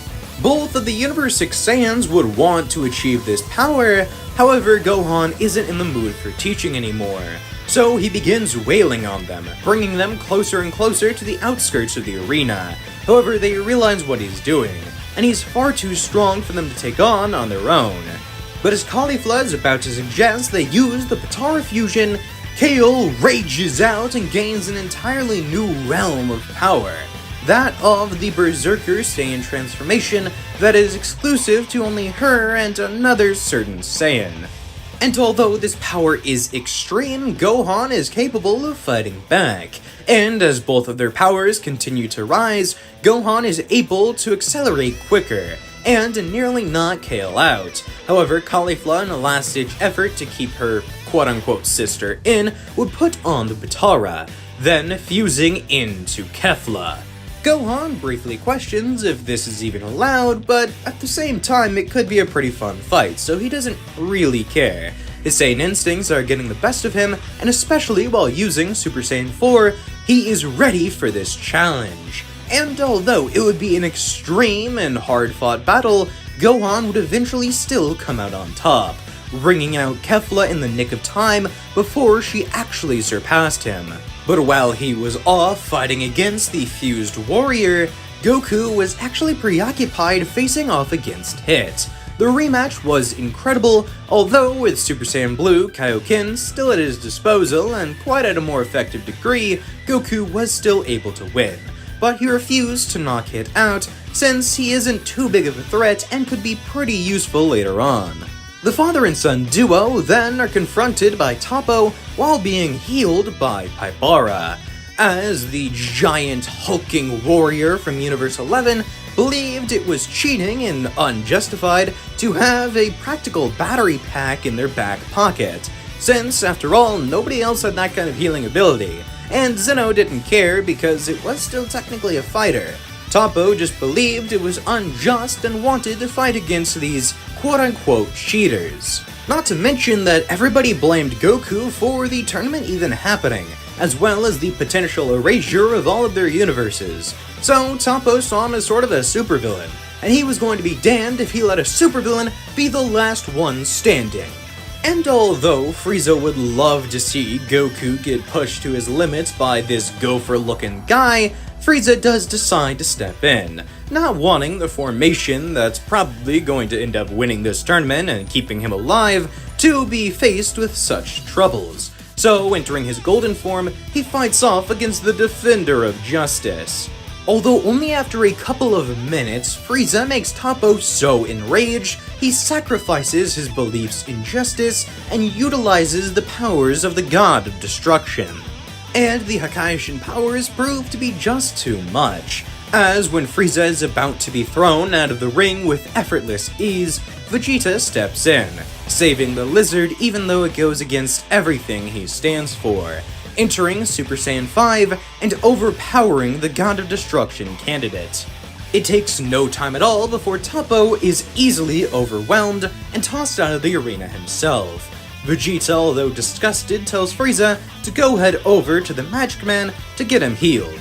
Although he also tells the lizard not to think the prince will ever do anything like that again. Next time, Frieza's on his own.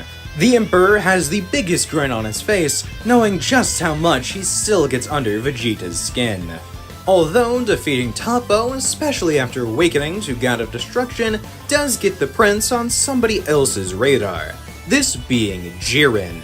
He realizes that whatever this power is, it's incredible and needs to be taken out before it rises any further. But with the power of Super Saiyan 5, not even Jiren was enough to outright defeat Vegeta.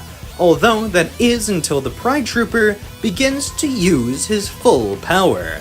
He hates that he has to show it off this early in the tournament, however it does kind of make sense. Vegeta is most likely the strongest person in this tournament, so the two have an awesome battle, although it's definitely in Jiren's favor. That is until Goku steps in to defend Vegeta, immediately jumping to Super Saiyan Blue and stacking Kaioken on top. It's incredibly effective, although compared to Jiren, it's still just child's play. So Goku has to amp it even further if he wants to stand a chance. So he leaps back, lowering his power down to his base form before then calming his mind. Roshi realizes what Goku is attempting to do, so he rushes over, lending his student much of his power, as well as urging the rest of the group to do the same. He isn't using the Spirit Bomb or anything, but Goku is going to need all the strength he can get if he wants to pull off this technique. Vegeta obviously doesn't have to do this since he's holding off Jiren, however he would lend a tiny bit of his power. He is interested in what Kakarot can do after all.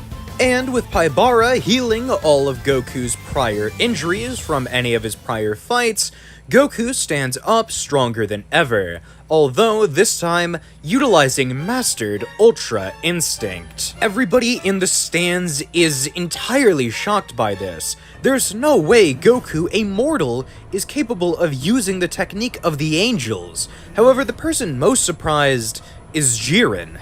Universe 7 had 2 fighters capable of pushing him, and now 1 who has surpassed him. This makes absolutely no sense, although he doesn't have time to dawdle on this, as Goku joins the fight and, taking over for Vegeta, is able to easily defeat the Pride Trooper. None of Jiren's attacks would land, and every single hit Goku landed was devastating. And finishing it off with a Kamehameha, Jiren was finally defeated. However, the rest of the tournament does still need to be fought. But with the likes of Super Saiyan 5 Vegeta, Mastered Ultra Instinct Goku, who would be able to use the form for probably the rest of the tournament, as well as all of the other powerhouses from Universe 7, I think it's pretty clear to say who wins here. And with the discussion before the tournament began, as well as everyone's general good morality here, the person presented with the Super Dragon Balls would wish to have all their universes restored, this time being Goku, because he was undeniably the MVP, although if it wasn't him, it'd be Vegeta. Either way, they wish to have everybody else brought back, and finally, peace is assured throughout the multiverse. But this is Dragon Ball. No matter how much the gang fights for peace, another challenge will always rise up to test their determination. But I have no doubt in my mind that any evil that rises up will have good to face back against it. And that, my friends, is where we're going to be ending things for today. Whether you watch this in separate parts or are finishing the full story, either way I commend you for sticking around till the end. This has been one of the funnest stories to make, and even though it didn't do a huge impact early on, I believe it butterflied into an absolutely wonderful tale. I know it's cliche to say, but if you enjoyed the video, then please like, subscribe, and even hit the notification bell. That last part really doesn't do anything for me, but you gotta subscribe to get there. So scratch my back and I'll scratch yours. Until next time, this is, always has been, and always will be the Irishman. Talk to you later. Bye.